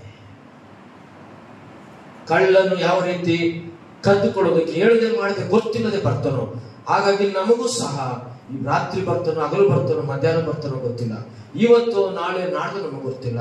ನಾವು ಬಹಳ ಎಚ್ಚರಿಕೆಯಿಂದ ಜೀವನ ಮಾಡಬೇಕು. ಅದಕ್ಕೋಸ್ಕರ ಕರ್ತನು ಆತನು ಮೇಘದೂತರನ್ನೇ ಆಜ್ಞಾಘೋಷಣೆ ಈ ಲೋಕಕ್ಕೆ ಬಂದಾಗ ಏನ್ ನಡೀತದೆ? ನಾನು ಅವಳು ಹೇಳಿದೆ, ಬಂದಾಗ ಏನಾಗುತ್ತೆ? ಸ್ವಾಮಿ ಬಂದಾಗ ನೋಡಿ, ನಾವು ದೇವರ ವಾಕ್ಯ ಹೇಳುತ್ತೆ, ಆಗ ಕ್ರಿಸ್ತನಲ್ಲಿರುವ ಸತ್ತವರು ಮೊದಲು, ಹಲ್ಲೆಲೂಯ, ಯೇಸು ಕ್ರಿಸ್ತನಲ್ಲಿದ್ದು ರಕ್ಷಣೆ ಹೊಂದಿ ದೀಕ್ಷಾಸ್ನಾನವಾಗಿ ಪರಿಶುದ್ಧದಲ್ಲಿ ಕಾಪಾಡಿಕೊಂಡು ಆತನ ಆರಾಧಿಸಿ ಆತನಿಗೋಸ್ಕರ ಜೀವಿಸುವಂತ ಯಾರೇ ಸತ್ತು ಹೋಗಿದ್ರು ಸಹ ಕ್ರಿಸ್ತನಲ್ಲಿ ಇದ್ದವರು ಮೊದಲು ಎದ್ದು ಬರ್ತಾರೆ. ಹಲ್ಲೆಲೂಯ. ಹಾಗಾದ್ರೆ ನಾವು ಎಷ್ಟು ಭಾಗ್ಯವಂತರು! ಕ್ರಿಸ್ತನಲ್ಲಿ ನಾವು ಸತ್ತು ಹೋದ್ರೆ ನಮ್ಗೆ ಎಂತ ಭಾಗ್ಯ ಇದೆ ಗೊತ್ತಾ? ಸ್ವಾಮಿ ಬಂದಾಗ ನಮ್ಮನ್ನು ಎತ್ತುಕೊಂಡು ಹೋಗ್ತಾನೆ. ನೀನು ಎಲ್ಲೇ ಸಮಾಧಿ ಮಾಡಿರ್ಬೋದು, ಅಥವಾ ಫ್ಲೈಟ್ ಅಲ್ಲಿ ಹೋಗ್ಬೇಕಾದ್ರೆ ಹಂಗೆ ಆರು ಬಿದ್ದಿರ್ಬೋದು, ಪುಡಿ ಪುಡಿ ಆಗಿರ್ಬೋದು, ನಿನ್ನ ದೇಹ ಗೊತ್ತಿಲ್ಲದೆ ಹೋಗಿರಬಹುದು. ಆದ್ರೆ ಕ್ರಿಸ್ತನಲ್ಲಿದ್ದವರು ಆ ದೇಹ ಎಲ್ಲೇ ಇದ್ರೂ ಸಹ, ಯಾವ ಪುಡಿ ಆಗಿದ್ರು ಸಹ ಅದೇನಾಗುತ್ತಂದ್ರೆ ಕ್ರಿಸ್ತನು ಬಂದಾಗ ಎತ್ತಲ್ಪಡ್ತಾರೆ. యేసు ప్రభు ఈ లోకానికి వచ్చినప్పుడు తెలుగులో 16 వచనంలో మొదటి దశలోనికి 4:16 ఆకాశ దూతల ప్రధాన శబ్దముతోను దేవుని బూరతోను పరలోకం నుండి ప్రభు దిగి వచ్చును. క్రీస్తు నందు ఉండి మృతులైన వారు మొదట లేతురు. ఆమె సజీవులైన వారితో కూడా ఏకంగా ప్రభువును ఎదుర్కొనుటకు ఆకాశ మండలమునకు మేఘముల మీద కొనుకోబడుదుము. ఆమేన్. ಏನಂತ ನಾವು ಗಮನಿಸುವಂತದ್ದು, ದೇವದೂತರು ಯೇಸು ಸ್ವಾಮಿ ಬರ್ತಾನೆ. ಬಂದಾಗ ಬಹಳ ಜಾಗೃತಿಯಿಂದ ವಾಕ್ಯವನ್ನು ಕೇಳಿ. ಬಂದಾಗ ಸತ್ತವರು ಮೊದಲು ಎದ್ದು ಬರೋರು. ಈಗೆಲ್ಲ ಎಷ್ಟು ಜನ ಸತ್ತೋಗಿದ್ದಾರೋ, ಯಾರ್ಯಾರು ಸತ್ತು, ನಿಮ್ಮ ಪಿತೃಗಳಾಗ್ಲಿ ಅಥವಾ ದೊಡ್ಡ ದೊಡ್ಡ ಸೇವಕರುಗಳು, ಮಿಷನರಿಗಳು, ಎಷ್ಟೋ ಬೇರೆ ಬೇರೆ ದೇಶದಿಂದ ಬಂದು ನಮ್ಮ ಭಾರತ ದೇಶಕ್ಕೆ ಎಷ್ಟೋ ಸೇವೆ ಮಾಡಿದಂಥವ್ರು, ಯೇಸು ಕ್ರಿಸ್ತನ ಸೇವೆಯಲ್ಲಿ ನಿಂತವರು, ಎಷ್ಟೋ ಸಭೆಗಳು, ಎಷ್ಟೋ ವಿಶ್ವಾಸಿಗಳು ಯೇಸುವಿನ ಕಾಲದಿಂದ ಅಂಗೀಕರಿಸ ಆದಿ ಕಾರಣದಿಂದ ಇಲ್ಲಿಯವರೆಗೂ ಅಕಸ್ಮಾತ್ ಯೇಸು ಸ್ವಾಮಿ ಇವತ್ತು ಮಧ್ಯಾಹ್ನ ಬಂದ್ರೆ, ಈ రోజు మధ్యాహ్నం యేసు స్వామి వచ్చిన కూడా ఎవరెవరు క్రీస్తును నమ్ముకొని చనిపోయారో వాళ్ళందరూ కూడా ಅವರೆಲ್ಲರೂ ಸಹ ಎತ್ತಲ್ಪಡ್ತಾರೆ. ಓಕೆ, ಇಲ್ಲಿ ಗಮನಿಸುವುದು, ದೇವರವರು ಮೊದಲು ಎದ್ದು ಬರೋರು, ಆಮೇಲೆ ఇప్పుడు ಏನಾಗ ಆಮೇಲೆ ಯೇಸು ಸ್ವಾಮಿ ಬಂದಾಗ ಸತ್ತಂತವರೆಲ್ಲರನ್ನು ಕರ್ಕೊಂಡೋಗಿ ಸ್ವಾಮಿ ಬರ್ತಾರೆ. ಆಮೇಲೆ ಯೇಸು ಸ್ವಾಮಿ ಬರುವಂತ ಸಮಯದಲ್ಲಿ ಜೀವದಿಂದ ಉಳಿದಿರುವ ನಾವು ಅಂತರಿಕ್ಷದಲ್ಲಿ ಕರ್ತನನ್ನು ಎದುರುಗೊಳ್ಳುವುದಕ್ಕೆ ಅವರ ಸಂಗಡಲೇ ಯಾರ ಸಂಗಡ? ಸತ್ತೋಗಿರ್ತಾರಲ್ಲ, ಸತ್ತೋದಂತವ್ರು ಎದ್ದು ಯೇಸು ಸ್ವಾಮಿ ಕರ್ಕೊಂಡು ಹೋಗುವಂತ ಸಮಯದಲ್ಲಿ ಅವ್ರದ್ದು ಆಮೇಲೆ ಬದುಕಿರುವಂತ ನಮ್ಮನ್ನು ಯೇಸು ಸ್ವಾಮಿ ಏನ್ ಮಾಡ್ತಾರೆ? ಆತನು ನಮ್ಮನ್ನು ಹಾಗೆಯೇ ಕರ್ಕೊಂಡು ಹೋಗ್ತಾರೆ ಮಹಿಮ ಶರೀರವಾಗಿ. ಹಾಗೆ ನಾವು ಏನ್ ಮಾಡ್ತೇವೆ? ಜೀವನದಲ್ಲಿ ನಾವು ಅಂತರಿಕ್ಷದಲ್ಲಿ ಕರ್ತನ ಎದುರುಗೊಳ್ಳೋದಕ್ಕೆ ಅವರ ಸಂಗಡಲೇ. ಯಾರ ಸಂಗಡ? ಯಾರ್ಯಾರು ಯೇಸುವನ್ನು ನಂಬಿ ಸತ್ತು ಸಮಾಧಿಯಂತೆ ಎತ್ತಿದ್ದಾರೋ ಅವರ ಸಂಗಡಲೇ ಮೇಘವಾಹನರಾಗಿ ಪಕ್ಕನೆ ಒಯ್ಯಲ್ಪಡುವೆವು. ಹೀಗಾಗಿ ನಾವು ಸದಾ ಕಾಲವು ಕರ್ತನ ಜೊತೆಯಲ್ಲಿ ಇರುವೆವು. ಹಲ್ಲೆಲೂಯ! ಎಷ್ಟು ಜನಕ್ಕೆ ಸದಾ ಕಾಲ ಕರ್ತನ ಜೊತೆಯಲ್ಲಿ ಇರುವ ಆಸೆ ಇದೆ? ಕೈ ಎತ್ತಿ ನೋಡೋಣ. ಹಲ್ಲೆಲೂಯ! ದೇವರ ಸನ್ನಿಧಾನ ಎಂತ ಮಂದಿಗೆ ದೇವರ ಸನ್ನಿಧಾನ ಸದಾ ಕಾಲವು ಆ ಪ್ರಭುತ್ವ ಉಂಡಲ್ಲ ಆಶ ಉಂಡು. ಅಲ್ಲದೈತಿ ఎవరు ఉండరు ಸದಾಕಾಲ ಯಾರಿರೋದಿಲ್ಲ ನೋಡ್ರಿ, ಹೇಳಿ. ಯಾರಿರೋದಿಲ್ಲ ಸದಾಕಾಲ ದೇವರ ಸನ್ನಿಧಾನದಲ್ಲಿ? ಯೇಸುವನ್ನು ನಂಬದೇ ಇರುವಂತವರು, ರಕ್ಷಣೆ ಇಲ್ಲದೆ ಇರುವಂತವರು, ಮಾರು ಮನಸ್ಸು ಇಲ್ಲದಂತವರು, ನಂಬಿ ರಕ್ಷಣೆ ಹೊಂದಿ ಇನ್ನು ದೇವರ ಆರಾಧನೆಗೆ ದೂರವಾಗಿರುವಂತವರು, ಸಭೆಗೆ ದೂರವಾಗಿರುವಂತವರು, ಇವರೆಲ್ಲರಿಗೂ ನ್ಯಾಯ ತೀರ್ಪಿದೆ. ಇವರೆಲ್ಲರೂ ಸಹ ಸದಾಕಾಲ ರಕ್ಷಣೆದವರು ದೇವರ ಸನ್ನಿಧಾನಕ್ಕೆ ಸಾಧ್ಯ ಇಲ್ಲ. ಅವ್ರು ಹೋಗಕ್ಕೂ ಸಾಧ್ಯ ಇಲ್ಲ. ಕ್ರಿಸ್ತನು ಬರುವಾಗ ಆತನು ಮೇಘದೂತರೊಡನೆ ಬರುವನು. ಹೋಗುವಾಗ ನಾವೆಲ್ಲರೂ ಸಹ ಸಿದ್ಧವಾಗಿದ್ದವರು, ಯೇಸುವನ್ನು ನಂಬಿರುವಂತವರು, ರಕ್ಷಣೆ ಹೊಂದಿರುವಂತವರು ನಾವೆಲ್ಲರೂ ಸಹ ಕ್ರಿಸ್ತನು ನಮ್ಮನ್ನು ಕರ್ಕೊಂಡು ಹೋಗ್ತಾನೆ. ಎಂತ ಭಾಗ್ಯ! ಯೇಸು ಸ್ವಾಮಿ ಬಳಿ ಹೋಗ್ಬೇಕಾದ್ರೆ ನೀನು ಮಾರ್ಗದರ್ಶನದಿರ್ಬೇಕು, ರಕ್ಷಣೆ ಆಗಿರ್ಬೇಕು, ಪಾಪ ಕ್ಷಮಾಪಣೆ, ಬಾಪ್ತಿಸಮ್, ದೇವರ ಒಂದು ಸನ್ನಿಧಾನ ರೊಟ್ಟೆ ಪ್ರತಿ ವಾರ ನೀನು ದೇವರ ವಾಕ್ಯವನ್ನು ಓದುವಂತವಳು, ದೇವರ ವಾಕ್ಯದ ಪ್ರಕಾರ జీవిಸುವಂతరాయి. క్రీస్తు నమ్మిటవారు పరలోకం వెళ్ళాలంటే వారి పేర్లు ఎక్కడ రాయబడి ఉంది? ప్రకటన జీవ గ్రంథంలో వారి పేర్లు రాయబడి ఉంటుంది. ప్రభు నమ్ముకున్న వారి పేర్లు. పిల్లల నమ్మని వారికి న్యాయ తీర్పు ఉంది. వారిని అట్లా ఇడిచిపెట్టి దేవుడు ఊరుకున్నాడు. అది నెక్స్ట్ ಇನ್ನೊಂದ್ಸತಿ ಹೇಳ್ತೀನಿ ಬೇಕಾದ್ರೆ. ಇಲ್ಲಿ ನಾವು ಗಮನಿಸುವಂತ ವಿಷಯ, ಇವರೆಲ್ಲರೂ ಕ್ರಿಸ್ತರಲ್ಲಿ ಹೋಗ್ಬೇಕಂದ್ರೆ ಒಂದು ರಕ್ಷಣೆ ಇರಬೇಕು, ಸಿದ್ಧರಾಗಿರ್ಬೇಕು. ಕ್ರಿಸ್ತನು ಬರುವುದಕ್ಕೆ ಸಿದ್ಧರು. ಏನಾಗಿದೆ ಗೊತ್ತಾ? ಒಂದ್ಸತಿ ಬೇರೆ ನಾವು ಗಮನಿಸುವಂತ ವಿಷಯ, ದೇವರ ವಾಕ್ಯದಲ್ಲಿ 15 ನಾವು ಓದಾಗ 4ನೇ ಅಧ್ಯಾಯ 1 ತಿಮೋಥೆ 15-18 ಓದಿದಾಗ ನಾವೇನ್ ಮಾಡ್ಬೇಕಂದ್ರೆ ಕ್ರಿಸ್ತನ ಬರೋಣಕ್ಕೆ ನಾವೇನಾಗಿರ್ಬೇಕಂದ್ರೆ ಸಿದ್ಧರಾಗಿರ್ಬೇಕು, ಅಥವಾ ನಾವು ಎಚ್ಚರವಾಗಿರ್ಬೇಕು. ಮತ್ತಾಯ ಬರೆಸುವಾರ್ತೆ 24ನೇ, ಮತ್ತಾಯ ಸುವಾರ್ತೆ 24ನೇ ಅಧ್ಯಾಯ 24ನೇ ಅಧ್ಯಾಯ 42-45 ವಚನ ನೋಡೋಣ. 42-42 45 ವಚನಗಳು. ಹೀಗಿರಲಾಗಿ ನಿಮ್ಮ ಕರ್ತನು ಬರುವ ದಿನವು, ಕೇಳ್ರಿ ಎಲ್ಲರೂ ವಾಕ್ಯ ಇಟ್ಕೊಳ್ಳಿ, ನೀವು ಬೈಬಲ್ ನೋಡ್ಬೇಡ್ರಿ. ಹೀಗಿರಲಾಗಿ ನಿಮ್ಮ ಕರ್ತನು ಬರುವ ದಿನವು ನಿಮಗೆ ಗೊತ್ತಿಲ್ಲವಾದುದರಿಂದ ಎಚ್ಚರವಾಗಿರಿ. ನಮಗೆ ಗೊತ್ತಿಲ್ಲ ಯೇಸು ಸ್ವಾಮಿ ಬರುವಂತ ದಿನಗಳು, ಎಚ್ಚರವಾಗಿರಿ. ಕಳ್ಳನು ಬರುವ ಜಾವ ಮನೆ ಯಜಮಾನನಿಗೆ ತಿಳಿದಿದ್ದರೆ ಅವನು ಎಚ್ಚರವಾಗಿದ್ದು ತನ್ನ ಮನೆಗೆ ಕನ್ನ ಹಾಕಗೊಳಿಸುತ್ತಿರಲಿಲ್ಲವೆಂಬುದನ್ನು ತಿಳಿದುಕೊಳ್ಳಿರಿ. ಆದ ಕಾರಣ ನೀವು ಸಹ ಸಿದ್ಧವಾಗಿರ್ರಿ. ನೀವು ನೆನಸದ ಗಳಿಗೆಯಲ್ಲಿ ಮನುಷ್ಯ ಕುಮಾರನು ಬರುತ್ತಾನೆ. ಏನಂತೆ? ಈಗ ನಾವೇನಾಗಬೇಕು? ಎಚ್ಚರವಾಗಿರ್ಬೇಕು. ಈಗ ರಾತ್ರಿ ಎಲ್ಲ ಈಗ ನೋಡ್ರಿ, ಬಹಳ ಅಧಿಕಾರಿಗಳು, ಈ ಲೋಕದಲ್ಲಿರುವಂತ ರಾಜಕೀಯ ವ್ಯಕ್ತಿಗಳಾಗ್ಲಿ, ಹಣ ಆಸ್ತಿ ಅಂತಸ್ತು ಇರುವಂತವ್ರಾಗ್ಲಿ, ಬಹಳ ದೊಡ್ಡ ದೊಡ್ಡ ಮೇಧಾವಿಗಳಾಗ್ಲಿ, ಏನ್ ಮಾಡ್ತಾರೆ? ಅವರು ಮನೆಯ ಸುತ್ತಲೂ ಏನಿಟ್ಟಿರ್ತಾರೆ? ಕ್ಯಾಮ್ರಾ ಇಟ್ಟಿರ್ತಾರೆ ಅಲ್ಲ. ಆಮೇಲೆ ಏನ್ ಮಾಡ್ತಾರೆ? ಗನ್ಮ್ಯಾನ್ ಇಟ್ಟಿರ್ತಾರೆ. ಆಮೇಲೆ ರಾತ್ರಿ ಎಲ್ಲ ಯಾರಿರ್ತಾರೆ? ವಾಚ್ಮನ್ ಇಟ್ಟಿರ್ತಾರೆ. ಯಾಕೆ? ಅವ್ರು ಮಲಗಿರ್ತಾರೆ. ಯಾವ ಸಮಯದಲ್ಲಿ ಕಳ್ಳನು ಬರ್ತಾನೆ ಗೊತ್ತಾಗಲ್ಲ. ಅದಕ್ಕೆ ಅವರು ಬಹಳ ಹುಷಾರಾಗಿರ್ತಾರೆ. ವಾಚ್ಮನ್ ఇట్టు జాగ్రత్తగా. ఎందుకు చెప్పండి? ఏ సమయం దొంగొస్తే వాళ్ళకి భయము. ఎందుకో? లోపల ఆస్తి ఉంది, అంతస్తుంది, లేదా వాడిని ఎప్పుడైనా చంపాలనుకుని ఉంటారు. ఇప్పుడు రాజకీయాలు మనం చూస్తున్నాం కాబట్టి ఏ సమయం ఎప్పుడు వస్తుందో తెలియదు. కాబట్టి బైబిల్ మనం గమనిస్తున్నాం, దొంగ ఎలా వస్తుందో తెలియదు కాబట్టి జాగ్రత్తగా ఉండాలా. వీళ్ళందరూ కూడా ఆస్తి అంతస్తు గలవారు. గన్మ్యాన్ పెట్టుంటారు, మళ్ళీ సేఫ్టీ వాచ్మెన్ ఉంటారు, కెమెరా ఉంటుంది. అది ఎందుకుంటాయంటే ఎప్పుడు ఏ దొంగ వస్తుందో తెలియదు. బట్ నువ్వు యేసు ప్రభుకి ఇప్పుడు కెమెರಾ పెట్టను నీ చేత కాదు. ಎಲ್ಲ ಪ್ರಪಂಚದಲ್ಲಿ ನೀನು ಕ್ಯಾಮ್ರಾ ಇಡಬಹುದು, ಸಿಸಿ ಇಡಬಹುದು, ಎಲ್ಲ ಇಡಬಹುದು. ಅದು ಯೇಸು ಸ್ವಾಮಿ ಬರೋಣ ಸಮಯದಲ್ಲಿ ನಿನ್ನ ಮನೆಗೆ ಯಾವ ಬರ್ತಾನೆ ನೀನು ಕಂಡಿಡಿಯಕ್ಕಾಗಲ್ಲ. ಈ ಕ್ಯಾಮ್ರಾ ಕೆಲಸ ಮಾಡಲ್ಲ. ಹಾಗಾಗಿ ಕ್ರಿಸ್ತನು ಬರ್ತಾನೆ, ನೀನು ನಂಬಿರುವಂತ ಎಚ್ಚರವಾಗಿರ್ಬೇಕು. ಬಹಳ ಸಿಂಪಲ್ ಆಗಿ ತಗೊಂಬೇಡ ಯೇಸು ಸ್ವಾಮಿ ಬಗ್ಗೆ. ದೇವರ ವಾಕ್ಯದ ಬಗ್ಗೆ ತುಂಬಾ ಗಂಭೀರವಾಗಿ ತಗೋಬೇಕು. ದೇವರ ವಾಕ್ಯ ನಮ್ಗೆ ಹೇಳುವಂತ ವಿಷಯ ಏನಂದ್ರೆ, ಆತನು ಕಳ್ಳನು ಬರುವ ಜಾವ ಹೇಗೆ ಗೊತ್ತಿರಲು ಹಾಗೆ ಯೇಸು ಸ್ವಾಮಿ ಬರ್ತಾನೆ. ಆದ್ದರಿಂದ ನೀವೇನು 42 ನಿಮಗೆ ಗೊತ್ತಿಲ್ಲದವರ ಹಾಗೆ ಗೊತ್ತಿಲ್ಲವಾದದ್ರಿಂದ ನೀವು ಎಚ್ಚರವಾಗಿರ್ಬೇಕು ಕ್ರಿಸ್ತನ ಬರೋಣಕ್ಕೆ. ಆಮೇಲೆ ನೀವೇನು ಸಿದ್ಧವಾಗಿರ್ಬೇಕು. ಇದು ಬಹಳ ಬೆಲೆಯುಳ್ಳಂತ ಶ್ರೇಷ್ಠವಾದಂತ ಕ್ರಿಸ್ತನ ಮಕ್ಕಳಿಗೆ. ನೀನು ಎಚ್ಚರವಾಗಿಲ್ಲ ಯೇಸು ಕ್ರಿಸ್ತನ ಬಗ್ಗೆ, ನೀನು ಯೇಸು ಕ್ರಿಸ್ತನ ಬರೋಣಕ್ಕೆ ಸಿದ್ಧವಾಗಿಲ್ಲ ಅಂದ್ರೆ ನೀನು ಪರಲೋಕಕ್ಕೆ ಎತ್ತಲ್ಪಡುವುದಿಲ್ಲ.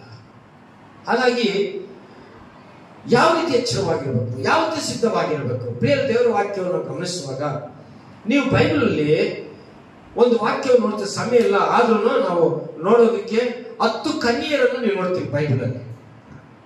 10 ಜನ ಕನ್ಯರು. 25ನೇ ಅಧ್ಯಾಯ 1-13 ವಚನ ನೀವು ಮನೆಗೆ ಹೋದಾಗ ಬೇಕಾದ್ರೆ ಓದ್ಕೊಳ್ಳಿ. 10 ಮಂದಿ ಕನ್ಯೆలు మనం చూస్తాం. 20 ಮತ್ತಾಯ ವರ್ಷ ವಾರ್ತೆ 25:1-15. ಈ 10 ಜನ ಕನ್ಯರು ಎಲ್ಲರೂ ಶಾಸಿತವಾದ, ಬಹಳ ಜಾಗತಿಕ ವಾಕ್ಯವನ್ನು ಕೇಳಬೇಕು. ಎಲ್ಲರೂ ಶಾಸಿತವಾದ್ರು. ಇವರು ಏನ್ ಮಾಡಿದ್ರು? ಆ ಕನ್ಯರು ಏನ್ ಮಾಡಿದ್ರು? ದೇವರು ಬರೋಣಕ್ಕೆ ಆ ಪ್ರತ್ಯೇಕವಾಗಿ ಸಭೆ ಎತ್ತಲ್ಪಡಬೇಕು. ಅಂದ್ರೆ ಕನ್ಯರು, ಸ್ತ್ರೀಯರು ಸಭೆಗೆ ಸಾದೃಶ್ಯವಾದಂಥದ್ದು. ಇವರು ಎತ್ತಲ್ಪಡಬೇಕು. ಈಗ ಏನಾಗಿದೆ ಅಂದ್ರೆ ಇವರೆಲ್ಲ ವಿವಾಹಕ್ಕೆ ಹೋಗ್ತಾರೆ. ಈಗ ಏನಾಗಿದೆ? 10 ಜನನು ಡ್ಯೂಟಿಗಳನ್ನು ತಗೊಂಡಿದ್ದಾರೆ, 10 ಜನರು ಡ್ಯೂಟಿಗಳನ್ನು ತೆಗೆದುಕೊಂಡಿದ್ದಾರೆ, 10 ಜನರು ಸಿದ್ಧವಾಗಿದ್ದಾರೆ. 10 ಜನರು ಅವ್ರೇನ್ ಮಾಡಿ ಎದುರು ನೋಡೋದಕ್ಕೆ ಅವರು ಸಿದ್ಧವಾಗಿ ಹೋಗ್ತಾ ಇದ್ದಾರೆ. ನಾವು ಮತ್ತಾಯ ಸುವಾರ್ತೆ 25ನೇ ಅಧ್ಯಾಯ ನೋಡೋಣ. ಒಂದು ಮಾತು ಸ್ಟಾರ್ಟಿಂಗ್ ಅಲ್ಲಿ ನೋಡೋಣ. 25ನೇ ಅಧ್ಯಾಯ ಮತ್ತಾಯ ಸುವಾರ್ತೆ. ರಾಜ್ಯವು ಆರತಿಗಳನ್ನು ತೆಗೆದುಕೊಂಡು ಮೊದಲಿಂಗರನ್ನು ಎದುರುಗೊಳ್ಳುವುದಕ್ಕೆ ಹೊರಟಂತೆ 10 ಮಂದಿ ಕನ್ಯಕೆಯರಿಗೆ ಹೋಲಿಕೆಯಾಗಿರುವುದು. ಅವರಲ್ಲಿ 5 ಮಂದಿ ಬುದ್ಧಿಲ್ಲದವರು, 5 ಮಂದಿ ಬುದ್ಧಿವಂತರು. ಬುದ್ಧಿಲ್ಲದವರು ತಮ್ಮ ಆರತಿಗಳನ್ನು ತಕ್ಕೊಂಡರು, ಆದ್ರೆ ಎಣ್ಣೆ ತಕ್ಕೊಳ್ಳಿಲ್ಲ. ಬುದ್ಧಿವಂತರು ತಮ್ಮ ಆರತಿಗಳನ್ನು ಕೂಡ, ಪಾತ್ರೆಗಳನ್ನು, ಎಣ್ಣೆಯನ್ನು ತಕ್ಕೊಂಡರು. ಮೊದಲಿಂಗನು ಬರುವುದಕ್ಕೆ ತರ ಮಾಡೋರು ಅವರೆಲ್ಲರೂ ತೂಗಾಡಿಸಿ ಮಲಗಿದ್ರು. ಕೇಳಿ, ಮೊದಲಿಂಗನು ಬರಬೇಕು. ಈಗ ಏನ್ ಮಾಡಿದ್ರು? ಇವರೆಲ್ಲ 5 ಜನ ಸಿದ್ಧವಾದ್ರು. 5 ಜನ ಸಿದ್ಧವಾಗಿ ಜೊತೆಯಲ್ಲೂ ಸಹ ಎಣ್ಣೆಯನ್ನು ತಗೊಂಡ್ರು. ಇದು ಹೇಳುವಂತ ವಿಷಯ, ಇವ್ರು 10 ಜನ ದೇವರು ನಂಬಿದ್ದಾರೆ. ಇವ್ರ 10 ಜನರು ರಕ್ಷಣೆ ಇದೆ. ಇವ್ರ 10 ಜನರು ಬಾಪ್ತಿಸ್ಮ ಆಗಿದೆ. ಇವ್ರ 10 ಜನರು ಏನಾಗಿದ್ದಾರೆ? ಆರಾಧನೆಯಲ್ಲಿ ಪಾಲ್ಗೊಳ್ತಾ ಇದ್ದಾರೆ. ಆದರೆ ಈ 10 ಜನರಲ್ಲಿ 5 ಜನ ಮಾತ್ರ ಪರಿಶುದ್ಧಾತ್ಮನ ಬಲದಿಂದ ತುಂಬಲ್ಪಟ್ಟಂತಾರೆ. ಎಣ್ಣೆ ಪರಿಶುದ್ಧಾತ್ಮನಿಗೆ ಸಾದೃಶ್ಯ, ದಿವಿಟಿ ಮನುಷ್ಯನಿಗೆ ಸಾದೃಶ್ಯ. ಅರ್ಥ ಆಯ್ತಾ? ಈ ಮನುಷ್ಯನಿಗೆ ಸಾದೃಶ್ಯವಾದ ಈ ದಿವಿಟಿ ಮನುಷ್ಯನಿಗೆ ಸಾದೃಶ್ಯ, ಎಣ್ಣೆ ಪರಿಶುದ್ಧಾತ್ಮನಿಗೆ ಸಾದೃಶ್ಯ. ಹಾಗಾಗಿ ಇವರು 5 ಜನ ಎಣ್ಣೆಯನ್ನು ಜೊತೆಲಿ ತಗೊಂಡಿದ್ದಾರೆ. ಈ 5 ಜನ ಎಣ್ಣೆ ತಗೊಳ್ಳಿಲ್ಲ. ಈ 10 ಜನ విశ్వాసిಗಳು, ఈ 10 మంది విశ్వాసులే, దేవుని నమ్ముకున్నవారే, రక్షింపబడినవారే, సంఘానికి వచ్చేవారే, ఆరాధించేవారే. ఈ 10 మంది కూడా దేవుడి భయంతో ఉన్నవారే.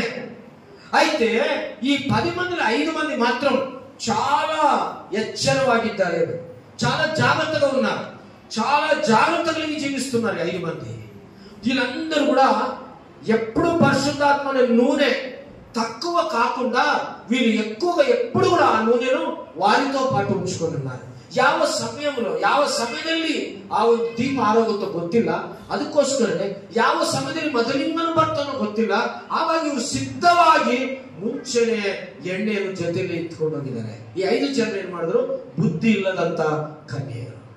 ಈ ಬುದ್ಧಿ ಇಲ್ಲದಂತ ಸ್ತ್ರೀಯರು ಏನ್ ಮಾಡಿದ್ದಾರೆ? ಇವರು ಏನಿಲ್ಲ, ಡ್ಯೂಟಿ ತಗೊಂಡ್ರು, ಬೆಂಕಿ ಹಚ್ಕೊಂಡು ಹೋಗ್ತಾ ಇದ್ದಾರೆ ಅಷ್ಟೇ ಹೊರತು ಇದು ಖಾಲಿ ಆದ್ರೆ ಮುಂದೆ ನಮಗೆ ಎಣ್ಣೆ ಇಲ್ವಲ್ಲ ಅಂತ ಇವರು ಆಲೋಚನೆ ಮಾಡಿಲ್ಲ. ಅಕಸ್ಮಾತ್ ಮೊದಲಿಂಗನು ಬರೋದು ಆಲಸ್ಯವಾದ್ರೆ, ಇದು ಖಾಲಿ ಆದ್ರೆ ನಾವು ಅಯ್ಯೋ ದೇವರ ಸೇರಲು ಪಡಲ್ವಲ್ಲ ಅಂತ ಇವ್ರಿಗೆ ಆಲೋಚನೆ ತಿಳ್ಕೊಂಬಿಟ್ಟಾರೆ. ಇವರು ಎಚ್ಚರವಾಗಿಲ್ಲ. ದಾನಿಗೆ ಕೀರ್ತನೆ ಮತ್ತಾಯ ಸುವಾರ್ತೆ ನಾವು ನೋಡಿದ ಹಾಗೆ, ಕರ್ತನು ಬರುವ ದಿನವು ನಿಮಗೆ ಗೊತ್ತಿಲ್ಲವಾದಿಂದ ಎಚ್ಚರವಾಗಿರ್ರಿ. ನಾವು ಎಚ್ಚರವಾಗಿರ್ಬೇಕು. ಬಹಳ ಜನ ಕ್ರೈಸ್ತ ಜೀವಿತದಲ್ಲಿ ತುಂಬಾ ನೆಗ್ಲೆಕ್ಟ್. ಬೈಬಲ್ ಓದ್ಬೇಕಾ ನೆಗ್ಲೆಕ್ಟ್, ಪ್ರಾರ್ಥನೆ ಮಾಡ್ಬೇಕಾ ನೆಗ್ಲೆಕ್ಟ್, ಆರಾಧನೆ ಬರ್ಬೇಕಾ ನೆಗ್ಲೆಕ್ಟ್, ಏನು ದೇವರ ಆಧ್ಯಾತ್ಮಿಕ ಜೀವಿತದಲ್ಲಿ ಹೇಗೆ ಜೀವನ ಮಾಡ್ಬೇಕು ನೆಗ್ಲೆಕ್ಟ್.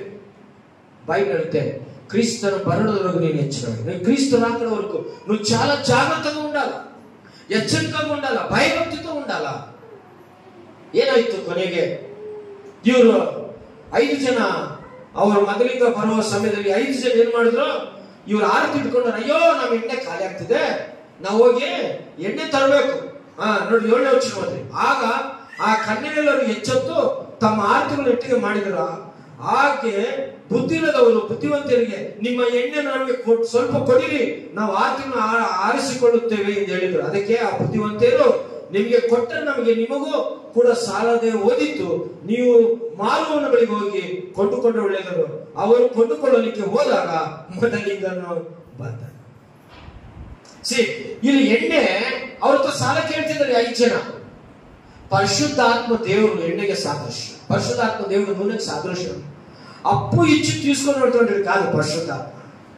పరిశుద్ధాత్ముడు అయ్యో విజయ్ ఇక్కడ ఎక్కువ పరిశుద్ధాత్మ ఉంది నాకి అంటే అది ఇచ్చేది కాదు. అయ్యో ఇక్కడ పరిశుద్ధాత్మ ఉంది ఎక్కువ తప్ప మోసే నాకు ఇయ్యప్ప అంటే ఇచ్చేది కాదు పరిశుద్ధాత్మ. పరిశుద్ధాత్మను నువ్వు పొందుకోవాలా, పరిశుద్ధాత్మను సారంగా నువ్వు జీవించాలి, పరిశుద్ధాత్మతో నువ్వు దేవుని మాటలు బలపడాలా. క్రైస్తవులైన మీరు దేవుని మాటలు వింటూ ఉండాలా, దేవుని మాటలు చదువుతూ ఉండాలా, దేవుని కోసం ప్రార్థిస్తూ ఉండాలా. ఎప్పుడు కూడా నువ్వు ప్రభువుని మహిమపరుస్తూ జీవిస్తూ ఉండాలా. క్రమముగా నువ్వు ఆరాధనకు వస్తుండాలా. ఈ వారం వచ్చే 2 వారాలు విడిచేది, 3వ వారం వచ్చే 4వ వారం విడిచేది కాదు. కానీ ప్రియులారా, నీవు పరిశుద్ధాత్మ అభిషేకంతో నింపబడి ప్రతి వారము నువ్వు జాగ్రత్త కలిగి నువ్వు దేవుని సన్నిధానంలో ఆయన దేహాన్ని రక్తాన్ని తీసుకునే దానికి క్రమశిక్షణలో రావాలా. అది క్రైస్తత్వం, అది క్రైస్తత్వం. పిల్లల ఈరోజు క్రైస్తత్వం ఎట్లయిపోయిందంటే వాళ్ళకి ఇష్టం వచ్చినప్పుడు వచ్చేది, వాళ్ళు అనుకూలంగా ఉంటే వచ్చేది, వాళ్ళు బాగుంటే వచ్చేది, ఎప్పుడో వచ్చేది కాదు క్రైస్తత్వం. చూడండి, ఉదాహరణ చెప్తాను. మీరు సిద్ధపడకుండా ఉంటే, ఎచ్చరపడకుండా ఉంటే నువ్వు పరలోకానికి వెళ్ళావు. వీళ్ళేమైనారు నూనె లేదు, వాళ్ళు ఇయ్యలే. వీళ్ళేం చేసిండ్రు, నూనె కోసం వెళ్ళిపోయి కొనుక్కొని వచ్చేదానికి. వాళ్ళు వెళ్ళి కొనుక్కొని వెళ్ళినప్పుడు ఏమైపోయింది, మదలింగన్న బంధ, యేసువాకు బంధ. ఎవరైతే సిద్ధంగా ఉన్నారో, దివిటిని పట్టుకున్నారో వాళ్ళు లోపల వెళ్ళిపోయారు. పాపం వీళ్ళు వస్తున్నారు, వచ్చారికి వాకిలి ಮೂಯబడింది, ವಾಕಿಲ್ ಮುಚ್ಚಿದ್ದಾರೆ. ನೋಡಿ ಹೋದ್ರೆ ಆಮೇಲೆ ಅವ್ರು ಒಳಗೋಕೆ ಆಗಲಿಲ್ಲ. ಕಾರಣ ಏನು? ಅವರು ಸಿದ್ಧವಾಗಿಲ್ಲ, ಕ್ರಿಸ್ತನ ಬರೋಣಕ್ಕೆ ಸಿದ್ಧವಾಗಿಲ್ಲ, ಕ್ರಿಸ್ತನ ಬರೋಣಕ್ಕೆ ಎಚ್ಚರವಾಗಿಲ್ಲ, ಕ್ರಿಸ್ತನ ಬರೋಣಕ್ಕೆ ಪವಿತ್ರರಾಗಿಲ್ಲ. ಇವರು ಕ್ರಿಸ್ತನ ಬರೋಣಕ್ಕೆ ಪರಿಶುದ್ಧಾತ್ಮನ ಬಲದಿಂದ ತುಂಬಲ್ಪಟ್ಟಿಲ್ಲ. ಇವರೇನಾದ್ರು ಇಲ್ಲೇ ಬಿಡಲ್ಪಟ್ಟರು. ಪರಿಶುದ್ಧರಾಗಿ ಕ್ರಿಸ್ತನ ಬರೋಣಕ್ಕೆ ಸಿದ್ಧರಾದಂತವರು ಎಲ್ಲಿಗೋದ್ರು? ಮೊದಲಿಂದ ಬಂದಾಗ ಅವರು ದೇವರ ಸನ್ನಿಧಾನಕ್ಕೆ ಎತ್ತಲ್ಪಟ್ಟರು. ನೀವೆಲ್ಲರೂ ಬಹಳ ಜನ ಫ್ಲೈಟ್ ಅಲ್ಲಿ ಹೋಗಿರ್ಬೋದು, ವಿಮಾನದಲ್ಲಿ ಪ್ರಯಾಣ ಮಾಡಿರ್ಬೋದು. ಏರ್ಪೋರ್ಟ್ ಹೋದಾಗ ಇಮಿಗ್ರೇಷನ್ ಆಗುತ್ತೆ, ಮೆಡಿಕಲ್ ಸರ್ಟಿಫಿಕೇಟ್ ನೋಡ್ತಾನೆ, ಇಮಿಗ್ರೇಷನ್ ನೋಡ್ತಾನೆ, ಓಕೆ, ಪಾಸ್ಪೋರ್ಟ್ ನೋಡ್ತಾನೆ, ವೀಸಾ ನೋಡ್ತಾನೆ. ಸೊ ಹೀಗೆ ಜೊತೆಯಲ್ಲಿ ಹೋಗ್ತಾ ಇದ್ದಾರೆ ಇಬ್ರು ಸ್ನೇಹಿತರು. ಹೋಗುವಂತ ಸಮಯದಲ್ಲಿ ಏನಾಯ್ತು, ಇಮಿಗ್ರೇಷನ್ ಆಯ್ತು, ಲಗೇಜ್ ಚೆಕಪ್ ಆಯ್ತು, ಆಮೇಲೆ ವೀಸಾ ನೋಡಿದ್ರು, ಆಮೇಲೆ ಏನ್ ಮಾಡ್ಬೇಕು, ಪಾಸ್ಪೋರ್ಟ್ ಬೇಕು, ಸ್ಟಾಂಪ್ ಹೊಡೆದು ಒಳಗೆ ಕಳಿಸೋದಕ್ಕೆ. ಒಬ್ಬ ಸ್ನೇಹಿತ ಏನ್ ಮಾಡಿದ್ರೆ ಎಲ್ಲ ಕರೆಕ್ಟ್ ಆಗಿ ಕೊಡ್ತಾ ಇದ್ದಾನೆ. ಹಿಂದ್ಗಡೆ ಇರೋನು ವೀಸಾ ಇದೆ, ಇಮಿಗ್ರೇಷನ್ ಸರ್ಟಿಫಿಕೇಟ್ ಇದೆ, ಎಲ್ಲ ಇದೆ, ಅವನ ಹತ್ರ ಏನಿಲ್ಲ, ಪಾಸ್ಪೋರ್ಟ್ ಇಲ್ಲ. ಅವನೇನ್ ಮಾಡ್ತೀವಿ, ಇಲ್ಲೋ ಮರ್ತು ಬಿಟ್ಟಿದ್ದೀನೇನೋ ಅಂತ ಹೇಳಿ ಮತ್ತೆ ಹಿಂದೆ ಹೋಗಿ ಎಲ್ಲ ಹುಡುಕ್ತಾನೆ, ಎಲ್ಲ ಇದು ಮಾಡ್ತಾನೆ, ಪಾಸ್ಪೋರ್ಟ್ ಸಿಕ್ಕಿಲ್ಲ. ತಕ್ಷಣ ಅವ್ರ ಮನೆಗೆ ಫೋನ್ ಮಾಡ್ತಾನೆ, ಅವ್ರ ಅಕ್ಕಗೆ ಫೋನ್ ಮಾಡ್ತಾನೆ, ಈ ತರ ನನ್ನ ಪಾಸ್ಪೋರ್ಟ್ ಇಂತ ಜಾಗದಲ್ಲಿ ಇದೆಯಾ ಇಲ್ಲ ನೋಡು, ಮರ್ತೋಗಿದೆ ಅಂತ. ಅವ್ರು ಹೋಗಿ ಆ ಡ್ರಾನ್ ಕೈ ಹಾಕಿದ್ರೆ ಪಾಸ್ಪೋರ್ಟ್ ಅಲ್ಲಿ ಇರುತ್ತೆ. ಅವ್ರು ಫೋನ್ ಮಾಡಿ ಬೇಗ ಬರಕ್ಕಾಗುತ್ತಾ? ಅವ್ರು ಎಷ್ಟೇ ಬೇಗ ಬಂದ್ರು ಬೆಂಗಳೂರು ಏರ್ಪೋರ್ಟ್ಗೆ, ಎಷ್ಟೇ ಬೇಗ ಅಂದ್ರೂ 1.5 hours ಟ್ರಾಫಿಕ್ ಅಲ್ಲಿ ಬೇಗ ಬರೋದಕ್ಕೆ. ಕೊನೆಗೆ ಏನಾಯ್ತು ಗೊತ್ತಾ, ಅವ್ರು ಬರೋ ಆಲಸ್ಯ ಆಯ್ತು. ಇವ್ರ ಜೊತೆ ಇರೋದಂತ ಸ್ನೇಹಿತನು ಹೋದ ಒಳಗೆ, ಫ್ಲೈಟ್ ಅಲ್ಲಿ ಹೋದ. ಯಾಕಂದ್ರೆ ಆಲ್ಮೋಸ್ಟ್ ಆಲ್ 45 ಮಿನಿಟ್ಸ್ ಮುಂಚೆನೆ ನಾವು ಫ್ಲೈಟ್ ಅಲ್ಲಿ ಕುಂತ್ಕೋಬೇಕು ಇಂಟರ್ನ್ಯಾಷನಲ್ ಏರ್ಪೋರ್ಟ್ ಅಲ್ಲಿ. 45 ನಿಮಿಷ ಮುಂಚೆ ಕುಂತ ಮೇಲೆ ಒಂದೊಂದೇ ಆರ್ಡರ್ ಮಾಡ್ತಾ ಇರ್ತಾರೆ ಏನ್ರಿ. ಸೊ ಈ 45 ನಿಮಿಷ ಪ್ಲಸ್ 1 ಅವರ್ ಏನ್ ಟ್ರೈ ಮಾಡಿದ್ರು ಪಾಸ್ಪೋರ್ಟ್ ತರಕ್ಕಾಗ್ಲಿಲ್ಲ. ಕೊನೆಗೆ ಪಾಸ್ಪೋರ್ಟ್ ಬರುವಂತ ಸಮಯದಲ್ಲಿ ಏನಾಯ್ತು, ವಿಮಾನ ಟೇಕಪ್ ಆಯ್ತು.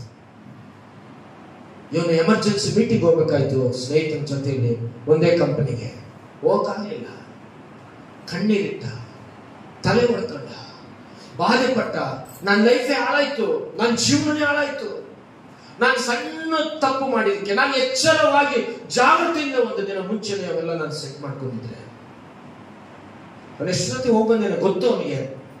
ನೋಡ್ರಿ, ಪಾಸ್ಪೋರ್ಟ್ ವಿಷಯದಲ್ಲಿ ಎಚ್ಚರವಾಗಿಲ್ಲ. ಅದಕ್ಕೆ ದೊಡ್ಡ ದೊಡ್ಡ ಮೇಧಾವಿಗಳು, ಜ್ಞಾನವಂತರು, ಒಳ್ಳೆಯವ್ರನ್ನ ಏನ್ ಮಾಡ್ತಾ ಇತ್ತು, ಇಂಪಾರ್ಟೆಂಟ್ ಐಟಮ್ಸ್, ಇಂಪಾರ್ಟೆಂಟ್ ಥಿಂಗ್ಸ್ ಗಳನ್ನ ಏನ್ ಮಾಡ್ತಾರೆ, 3 ದಿನ ಮುಂಚೆನೆ ಎಲ್ಲ ರೆಡಿ ಮಾಡಿ ಇಟ್ಕೊತಾರೆ. ಆಮೇಲೆ ಬಟ್ಟೆ ಬರೆ ಅವು ಇವೆಲ್ಲ. ಫಸ್ಟ್ ಇದು 3 ದಿನ ಮುಂಚೆನೆ ಏನು ಅವಶ್ಯಕತೆ ಇದೆಯೋ, ಬಸ್ ಹತ್ತಬೇಕಾದ್ರೆ ಟಿಕೆಟ್, ಟ್ರೈನ್ ಹತ್ತಬೇಕಾದ್ರೆ ಟಿಕೆಟ್, ಈಗೇನ್ ಬಿಡಪ್ಪ ಎಲ್ಲ ವಾಟ್ಸಪ್ ಅಲ್ಲಿ ತೋರಿಸ್ರು ಒಳಗೆ ಬಿಡ್ತಾರೆ. ಬಟ್ ಯೇಸು ಸ್ವಾಮಿ ಬಂದಾಗ, ಸ್ವಾಮಿ ವಾಟ್ಸಪ್ ಅಲ್ಲಿ ನಾನು ಕಾಣ್ತಾ ಇದ್ದೀನಿ ನೋಡಪ್ಪ ಅಂದ್ರೆ ಬಿಡಲ್ಲ ಯಾರನ್ನ. ಅಯ್ಯೋ ನಮ್ಮ ಅಕ್ಕ ಇಲ್ಲಿದ್ದಾರೆ, ನಮ್ಮ ತಮ್ಮ ಇಲ್ಲಿದ್ದಾನಪ್ಪ, ಅಯ್ಯೋ ಇಲ್ಲಿ ವಾಟ್ಸಪ್ ಅಲ್ಲಿ ಇಲ್ಲಿದೆ ನೋಡು, ಬರ್ತಿದ್ದಾನೆ ಸ್ವಾಮಿ, ಇವನೇ ನಮ್ಮ ತಮ್ಮ ಅಂತ ಅಂದ್ರೆ ಬಿಡೋದಿಲ್ಲ. ಯಾರ್ಯಾರು ರಕ್ಷಣೆ ಹೊಂದಿದ್ದಾರೆ, ಆತನ ಹೆಸರು ಯಾರು ನಂಬಿಕೆ ಇಟ್ಟಿದ್ದಾರೆ, ಯಾರು ದೇವರ ವಾಕ್ಯದ ಪ್ರಕಾರ ಆತನ ಆರಾಧಿಸ್ತಿದ್ದಾರೋ ಅವರಿಗೆ ಮಾತ್ರ ದೇವರ ಸನ್ನಿಧಾನ ಹೋಗೋದಕ್ಕೆ ಸಾಧ್ಯ. పాప పాస్పోర్ట్ లేదు, బయట పంపించింది. విమానం టేకప్ అయింది, తను ఏడ్చుకుంటూ బయటకు వచ్చాడు. ఇంకా తనకున్న మంచి ఉద్యోగం, మంచి ఇంట్లో ఏదో మంచి దానిపోతున్నాడు. తన జీవితంలో ఎంత బాధపడ్డాడంటే, ఇంకా నా బ్రతుకు పాడైపోయింది, నేను ఏం ప్రయోజనం లేకుండా అయిపోయాను, నేను చిన్న అజాగ్రత్త పడిన దానికి, నేను ఆ పాస్పోర్ట్ ఒక్కటి తీసుకోలేకుండా వచ్చిన దానికి ఎంత మోసపోయానప్ప. There is no excuse government లో. ఎయిర్పోర్ట్ లో ఎక్స్క్యూజ్ లేదు, ఎలాంటి ఎక్స్క్యూజ్ లేదు. ప్రియులరా, ఒక ఎయిర్పోర్ట్ లోనే ఒక విమానం టేకప్ చేసుకునే కానీ ఎక్స్క్యూజ్ లేదంటే, యేసుక్రీస్తు ఈ లోకానికి వచ్చినప్పుడు నీకు రక్షణ లేదంటే నువ్వు పరలోకానికి పోవు, నీకు మారుమనసు లేదంటే నువ్వు పరలోకానికి పోవు, నీకు దేవుని యొక్క సన్నిధానంలో బాప్తిజం లేదంటే నువ్వు పరలోకానికి పోవు. నీ జీవితంలో ఆయన ప్రతి వారం ఆయన దేహాన్ని రక్తాన్ని చేయివేస్తూ ఆయనను కనపరుస్తూ దేవుని వాక్యం ప్రకారం జీవిస్తూ ఉంటే నువ్వు పరలోకం వెళుతావు. ಯಾರ್ಯಾರು ಆತನ ಹೆಸರು ನಂಬಿಕೆ ಇಟ್ಟರು ಅವರೆಲ್ಲರೂ ದೇವರ ಮಕ್ಕಳಾಗುವ ಅಧಿಕಾರ. ನಾವೆಲ್ಲರೂ ದೇವರ ಮಕ್ಕಳು, ನಮ್ಗೆ ಅಧಿಕಾರ ಕೊಟ್ಟಿದ್ದಾರೆ. ಎಲ್ಲಿಗೆ ಹೋಗ್ತೀವಿ ನಾವು? ಪರಲೋಕಕ್ಕೆ ಹೋಗ್ತೀವಿ. ಅಕಸ್ಮಾತ್ ಕ್ರಿಸ್ತನು ಬರೋದ್ರೊಳಗೆ ನಾವು ಸತ್ತೋಗಿದ್ರು, ಕ್ರಿಸ್ತನು ಬಂದಾಗ ಸತ್ತು ಹೋದಂತ ನಮ್ಮನ್ನು, ಯಾಕಂದ್ರೆ ನಾವು ಯೇಸು ಕ್ರಿಸ್ತನ ಮಕ್ಕಳಾಗಿದ್ದೀವಲ್ಲ, ನಮ್ಮನ್ನು ಪರಲೋಕಕ್ಕೆ ಹೋಗ್ತೀವಿ. ಆಗ ಜೀವಿಸುವಂತರು ಸತ್ತ, ಯಾರು ನಂಬದೇ ಸತ್ತು ಹೋಗಿದ್ದಾರೆ, ಯಾರಿಗೆ ರಕ್ಷಣೆ ಇಲ್ಲದೆ ಬಾಪ್ತಿಸಂ ಇಲ್ಲದೆ ಮಾರುಮನಸ್ಸು ಸತ್ತು ಹೋಗಿದ್ದಾರೋ, ದೇವ ಕೇಳುತ್ತೆ ಅದು ಭಯಂಕರವಾದಂತ ಕಠಿಣ ದಿನ, ಅದು ಶಿಕ್ಷಿಸಲ್ಪಡುವಂತ ದಿನ, ಅದು ಘೋರವಾದಂತ ನರಕ, ಘೋರವಾದ ಅಗ್ನಿಗಂಧಕ, ಅದು ಭಯಂಕರವಾದಂತ ತೀರ್ಪು. ನೀನ್ ಯಾರು ಇಲ್ಲಿ ನಂಬದೇ ಇದ್ರೆ ಯೇಸುವನ್ನ, ನೀನ್ ರಕ್ಷಣೆ ಇಲ್ಲ ಅಂದ್ರೆ ಕ್ರಿಸ್ತನನ್ನೇ ನೀನು ಬಿಡಲ್ಪಡ್ತೀಯ. పాస్పోర్ట్ ಇಲ್ಲ ಅಂದ್ರೆ ಬಿಟ್ಟಿಲ್ಲ.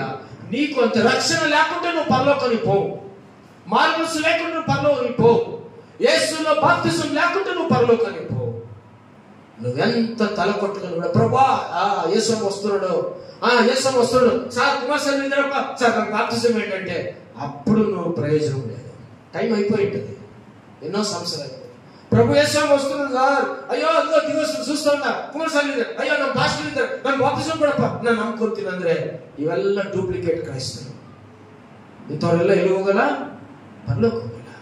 సమయం ఉండగానే నీ సృష్టికర్తను అంగీకరించుకొని నువ్వు బాప్తిజం తీసుకుంటావా, నువ్వు కాల ఈరోజు చనిపోయిన కూడా క్రీస్తు వచ్చినప్పుడు నేను పరలోకానికి పోతావు. ఒకవేళ నువ్వు బాప్తిజం వద్దు నేను ఇట్లే ఉంటానంటావా, నష్టము దేవునికి లేదు, సంఘానికి లేదు, పాస్టర్కి లేదు, నీకు నష్టం మాత్రం రాసి పెట్టినట్టు అని తెలుసుకో. నువ్వు నరకానికి వెళుతావు అనేది మాత్రం నువ్వు ಮರ್ಚಿపోಬೇಕ. ನಾನು ನರಕಕ್ಕೆ ಹೋಗ್ತೀನಿ ಅನ್ನೋದು ಮಾತ್ರ ನೀನು ಮರಿಬೇಡ, ಅದೊಂದು ನಿನ್ನ ಮನಸ್ಸಲ್ಲಿ ಇಟ್ಕೋ. ಹಾಗಾಗಿ ನಾ ದೇವರ ವಾಕ್ಯ ಮುಗಿಸ್ತಾ ಇದ್ದೇನೆ ಪ್ರಿಯರೇ. ಇಲ್ಲಿ ಗಮನಿಸುವಂತ ವಿಷಯ, ನಾವು ಎಚ್ಚರವಾಗಿರಬೇಕು, ಕ್ರಿಸ್ತರು ಬರುವಾಗ ಸಿದ್ಧವಾಗಿರಬೇಕು, ನಮ್ಗೆ ರಕ್ಷಣೆ ಆಗಿರಬೇಕು. ಹಾಗಾಗಿ ಯೇಸು ಕ್ರಿಸ್ತನನ್ನು ಬರುವಂತ ಸಮಯದಲ್ಲಿ ನಾವ್ ಹೇಗಿರ್ಬೇಕಂದ್ರೆ ನಾವು ದೇವರ ಮಾತುಗಳಿಗೆ ವಿಧೇಯರಾಗಿರ್ಬೇಕು. ನಾವು ನಿಂದಾರಹಿತರಾಗಿರ್ಬೇಕು, ನಿಷ್ಕಳಂಕವುಳ್ಳವರಾಗಿರ್ಬೇಕು. ಮೊದಲ ತಿಮೋಥಿ ಪತ್ರಿಕೆ 6ನೇ ಅಧ್ಯಾಯ 14ನೇ ವಚನ. ಮೊದಲ ತಿಮೋಥಿ ಪತ್ರಿಕೆ 6ನೇ ಅಧ್ಯಾಯ 14ನೇ ವಚನ. ಇಲ್ಲಿ ಕೇಳಿ, ನಮ್ಮ ಕರ್ತನಾದ ಯೇಸು ಕ್ರಿಸ್ತನು, ನಾನು ಹೇಳ್ತಿರೋ ವಾಕ್ಯ ಅದೇ, ನಮ್ಮ ಕರ್ತನಾದ ಯೇಸು ಕ್ರಿಸ್ತನು ಪ್ರತ್ಯಕ್ಷನಾಗುವಾಗ ನೀನು ಸುವಾರ್ತೆಯ ವಿಧಿಯನ್ನು ಕಾಪಾಡಬೇಕು.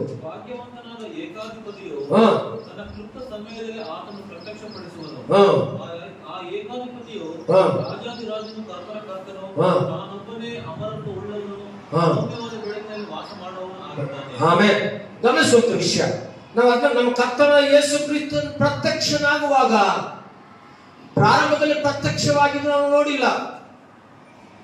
ಪ್ರಪಂಚವೆಲ್ಲ ಇಲ್ಲಿಯವರೆಗೂ ಕ್ರಿಸ್ತನು ಪ್ರತ್ಯಕ್ಷನಾಗಿ ಮೊದಲನೇ ಸಾರಿ ಬಂದಿದ್ದು ಎಲ್ಲರಿಗೂ ಗೊತ್ತುಂಟು, ಯಾವುದು ಸುಳ್ಳಲ್ಲ. ಯೇಸು ಸ್ವಾಮಿ ನಿಜವಾದ ದೇವರಂತೆ. ಹಾಗಾದ್ರೆ ಯೇಸು ಸ್ವಾಮಿ ಯಾವ ರೀತಿ ಆಕಾಶಕ್ಕೆ ಏರಿ ಹೋದ್ರು, ತಿರುಗಿ ಯೇಸು ಸ್ವಾಮಿ ಪ್ರತ್ಯಕ್ಷರಾಗ್ತಾರೆ. ನಾನು ಹೇಳ್ತಾ ಬಂದೆ, ಪ್ರತ್ಯಕ್ಷರಾಗಿ ಅವರು ತಿರುಗಿ 2 ಸತಿ ಬಂದಾಗ ಯಾರ್ಯಾರು ಹೋಗ್ತಾರೆ, ಮತ್ತೆ ನಾನು 2 ಸತಿ ವಿವರಿಸಕ್ಕಾಗಲ್ಲ, ಟೈಮ್ ಇಲ್ಲ. ಯಾರ್ಯಾರು ಕರ್ಕೊಂಡು ಹೋಗ್ತಾನೋ, ಯಾವ ರೀತಿಯಲ್ಲಿ ಕರ್ಕೊಂಡು ಹೋಗ್ತಾನೋ ನೋಡ್ತಾ ಬಂದು, ಹಾಗಾದ್ರೆ ಕರ್ಕೊಂಡು ಹೋಗುವಂತವ್ರು ಇರಬೇಕಾದಂತ ಒಂದು ಪದ್ಧತಿ ನಾವು ನೋಡ್ತೇವೆ. ಏನು, ನಮ್ಮ ಕರ್ತನ ಯೇಸು ಕ್ರಿಸ್ತನ ಪ್ರತ್ಯಕ್ಷನಾಗುತ್ತಾನೆ. ನೀನು ಸುವಾರ್ತೆಯ ವಿಧಿಯನ್ನು ನಿಷ್ಕಳಂಕವಾಗಿ ನಿಂದ ಕಾಪಾಡ್ಕೋ. ಹೇಗಿರ್ಬೇಕಂತೆ? ಕ್ರಿಸ್ತನ ಬರೋಣದಲ್ಲಿ ನಾವು ಎತ್ತಲ್ಪಡಬೇಕಾದ್ರೆ ನಿಷ್ಕಳಂಕವಾಗಿ, ನಿಂದರಹಿತವಾಗಿ. ನೀನು ಯಾರಿಂದ ಸುವಾರ್ತೆಯನ್ನು ಕೇಳಿದೆಯೋ, ಯಾರಿಂದ ದೇವರ ವಾಕ್ಯವನ್ನು ಕೇಳಿದೆಯೋ, ಯಾವ ಸಭೆಯಲ್ಲಿ ನೀನು ಉಣಲ್ಪಟ್ಟಿದೆಯೋ, ಯಾವ ಸಭೆಯಲ್ಲಿ ಸ್ಥಿರವಾಗಿ ನಿಂತಿದೆಯೋ, ಅಲ್ಲಿ ನೀನು ನಿನ್ನ ಸಾಕ್ಷಿಯನ್ನು ಏನ್ ಮಾಡ್ತಾನೆ, ಕಾಪಾಡ್ಕೊ. ಅಲ್ಲಿ ಹೆಂಗಿರ್ಬೇಕು? ಅದಕ್ಕೆ ಪೌಲನು ತಿಮೋಥಿಗೆ ಹೇಳ್ತಾ ಇರ್ತಾರೆ ವಿಷಯ ಏನಂದ್ರೆ, ನಿಷ್ಕಳಂಕವಾಗಿಯೂ ನಿಂದಾರಹಿತವಾಗಿಯೂ ಕಾಪಾಡಬೇಕು. ಯಾರು? ದೇವರ ಮಕ್ಕಳು. ಯಾವಾಗ? ಕ್ರಿಸ್ತನು ಪ್ರತ್ಯಕ್ಷನಾಗುವ ತನಕ ನೀನು ಸುವಾರ್ತೆ ನೀತಿಯಲ್ಲಿ, ಅಂದ್ರೆ ಕ್ರಿಸ್ತನು ಬರುವವರೆಗೂ ಅಥವಾ ನೀನು ಲೋಕದಲ್ಲಿ ಇರುವವರೆಗೂ ನಿನ್ನ ಜೀವಿತದಲ್ಲಿ ನಿಷ್ಕಳಂಕವಾಗಿ ಬದುಕಬೇಕು, ನಿಂದಾರಹಿತವಾಗಿ ಬದುಕಬೇಕು. తెలుగు చదవన మాట, మన ప్రభువైన యేసుక్రీస్తు ప్రత్యక్షము వరకు నీవు నిష్కళంకముగాను, వినండి, నీవు నిష్కళంకముగాను అనిన్యముగాను ఈ ఆజ్ఞను గైకొనవలెనని నీకు ఆజ్ఞాపించుచున్నాను. ఈ ఆజ్ఞను గైకొనవలెనని ఆజ్ఞాపించుచున్నా. ఏన యేసుప్రభు నమ్మినట్లే, రక్షణ పొందినట్లే, ఏదో చర్చికి పోతుండా, ఏదో నేను క్రైస్తవుడైనా, గొంతుకు సిలువ, చెవుకు సిలువ, ముక్కుకు సిలువ, తాలిపుడికి సిలువ, యేసుప్రభు ముక్కనలే అనేది కాదు. నీ జీవితంలో, నీ ఆత్మలో, నీ హృదయములో, నీ జీవితంలో ఎట్లుండాలంట? నిష్కళంకముగా ఉండాలి. అంటే కళంకం ఉండకూడదు. దానికే పాత నిబంధన గ్రంథంలో యజ్ఞవేదిని సమర్పిస్తున్న సమయంలో గొర్రెలు గాని పావురాలు గాని అర్పించేటప్పుడు దేనికి కూడా కొద్దిగా కూడా డ్యామేజ్, గుడ్డిది గాని కుంటిది గాని ఏది ఉండకూడదు. దేవునికి కావాల్సింది ಪವಿತ್ರమైనటువంటి ಅರ್ಪಣ. ಇವತ್ತು ದೇವರಿಗೆ ಬೇಕಾಗಿರುವಂತದ್ದು ಆರಾಧನೆಗೆ ತೆಗೆದುಕೊಳ್ಳುವಂತ ನಾವು ನಿಷ್ಕಳಂಕವಾಗಿರಬೇಕು, ನಿಂದೆ ರಹಿತರಾಗಿ. ನಮ್ಮ ಮೇಲೆ ನಿಂದೆ ಇರಬಾರ್ದು. ಇವನು ಕುಡುಕ, ಇವನು ಕಳ್ಳ, ಇವನು ಮೋಸ, ಇವನು ಇಸ್ಪಿಟ್ ಆಡ್ತಾನೆ, ಇವನು ಈ ರೀತಿ, ಇವನು ಭಾರಿ ಕೋಪಿಸ್ಟ್ರು, ಇವ್ರು ಹಿಂಗೆ, ಇವ್ರ ಮನೆ ಹಿಂಗೆ. ನಮ್ಮ ಮೇಲೆ ನಿಂದೆ ಬರದ ಹಾಗೆ ನಮ್ಮನ್ನು ನಾವು ಬಹಳ ಜಾಗ್ರತೆಯಿಂದ ನಮ್ಮ ಜೀವಿತವನ್ನು ಕಾಪಾಡ್ಕೋಬೇಕು. ಅದು ಯೇಸು ಕ್ರಿಸ್ತನ ಮಕ್ಕಳಿಗೆ. ಆಮೇಲೆ ಪೌಲ ತಿಮೋಥಿಗೆ ಹೆಚ್ಚಿಸುವಂತ ವಿಷಯದಲ್ಲಿ ನಾವು ನೋಡ್ತಾ ಬಂದಿದ್ದೇವೆ. ಆಮೇಲೆ ಮೊದಲನೇ ಥೆಸಲೋನಿಕ ಪತ್ರಿಕೆಯನ್ನು ನಾವು ನೋಡಿದವ ಏನಿರ್ಬೇಕು? 4ನೇ ಅಧ್ಯಾಯ 23-24 ಓದಿದ್ರೆ ದೋಷವಿಲ್ಲದವರಾಗಿರ್ಬೇಕು. ಆಮೇಲೆ ನಾವು ಗಮನಿಸುವಂತ ವಿಷಯ, ನಾವು ದೇವರ ವಾಕ್ಯ ನೋಡ್ತೇವೆ, ಮತ್ತಾಯನ ಬರೆದ ಸುವಾರ್ತೆ ನಾವು ನೋಡುವಾಗ ಅನೇಕ ವಿಷಯಗಳನ್ನು ಗಮನಿಸ್ತೇವೆ. ಮನುಷ್ಯ ಕುಮಾರ ಬರುವಾಗ ಮನುಷ್ಯನು ದೋಷವಿಲ್ಲದನಾಗಿರಬೇಕೆಂಬುದಾಗಿ.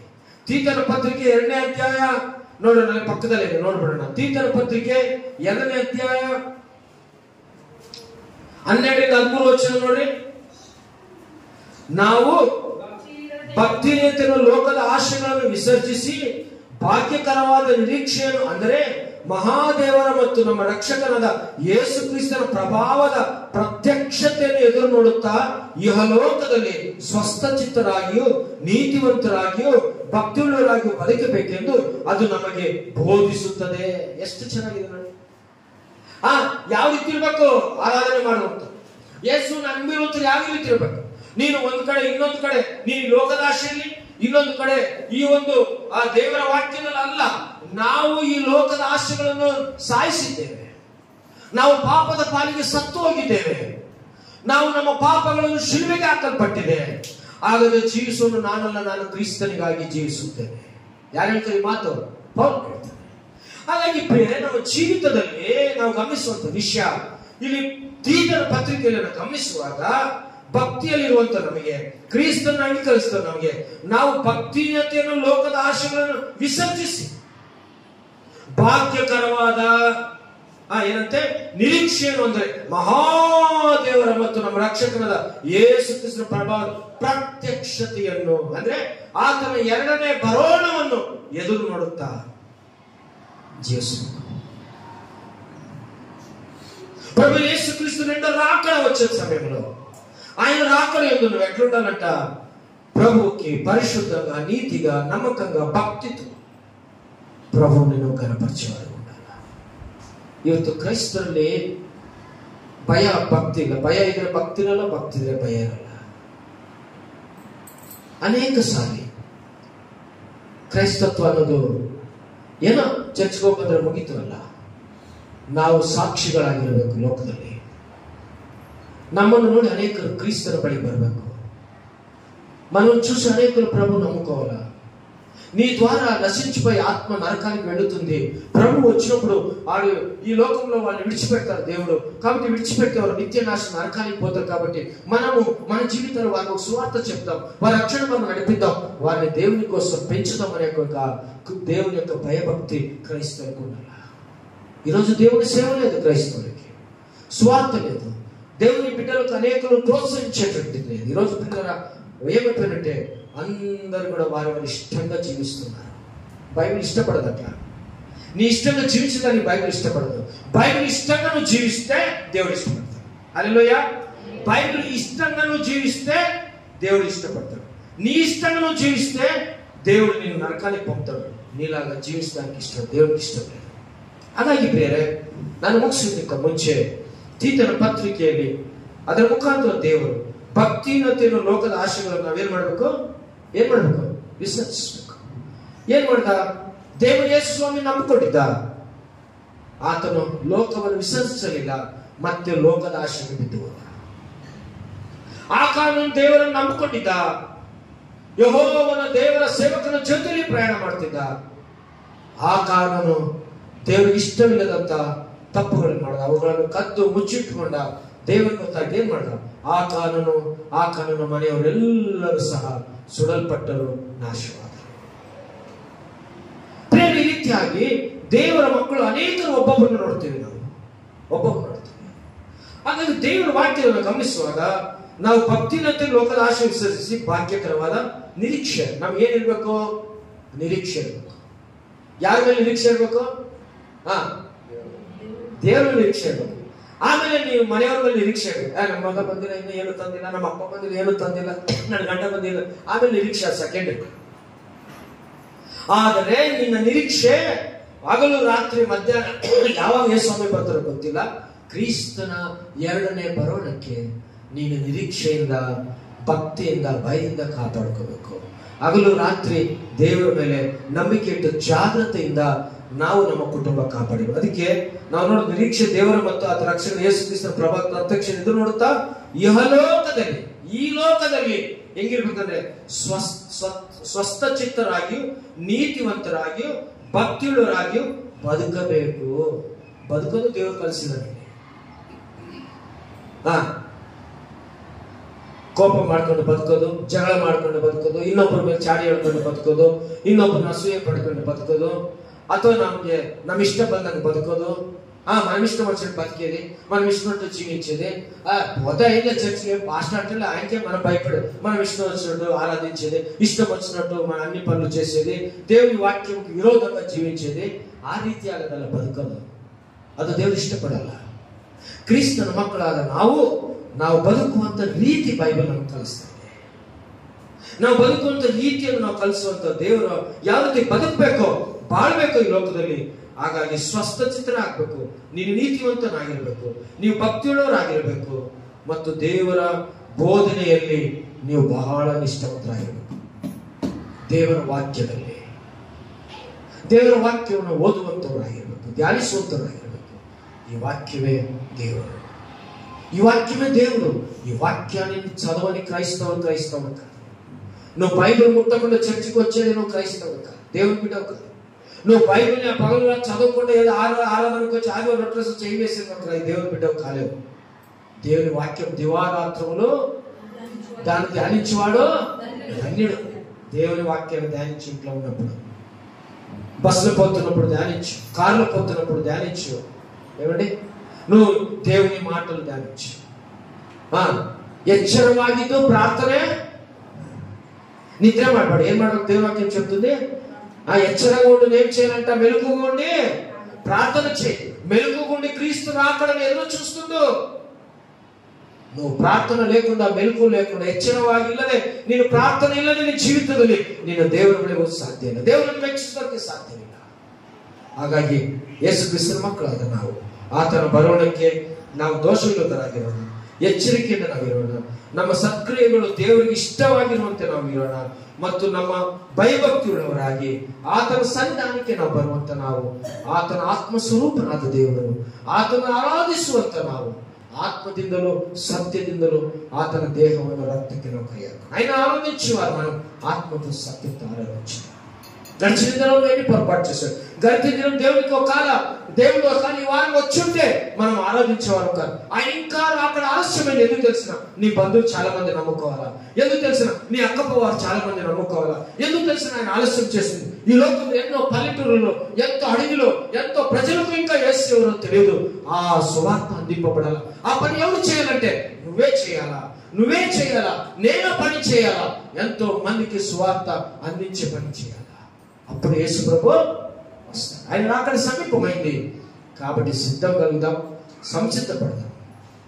రారాజు కోసం యేసు రాజుగా వచ్చుచున్నాడు, భూలోకమంతా తెలుసుకుంటారు.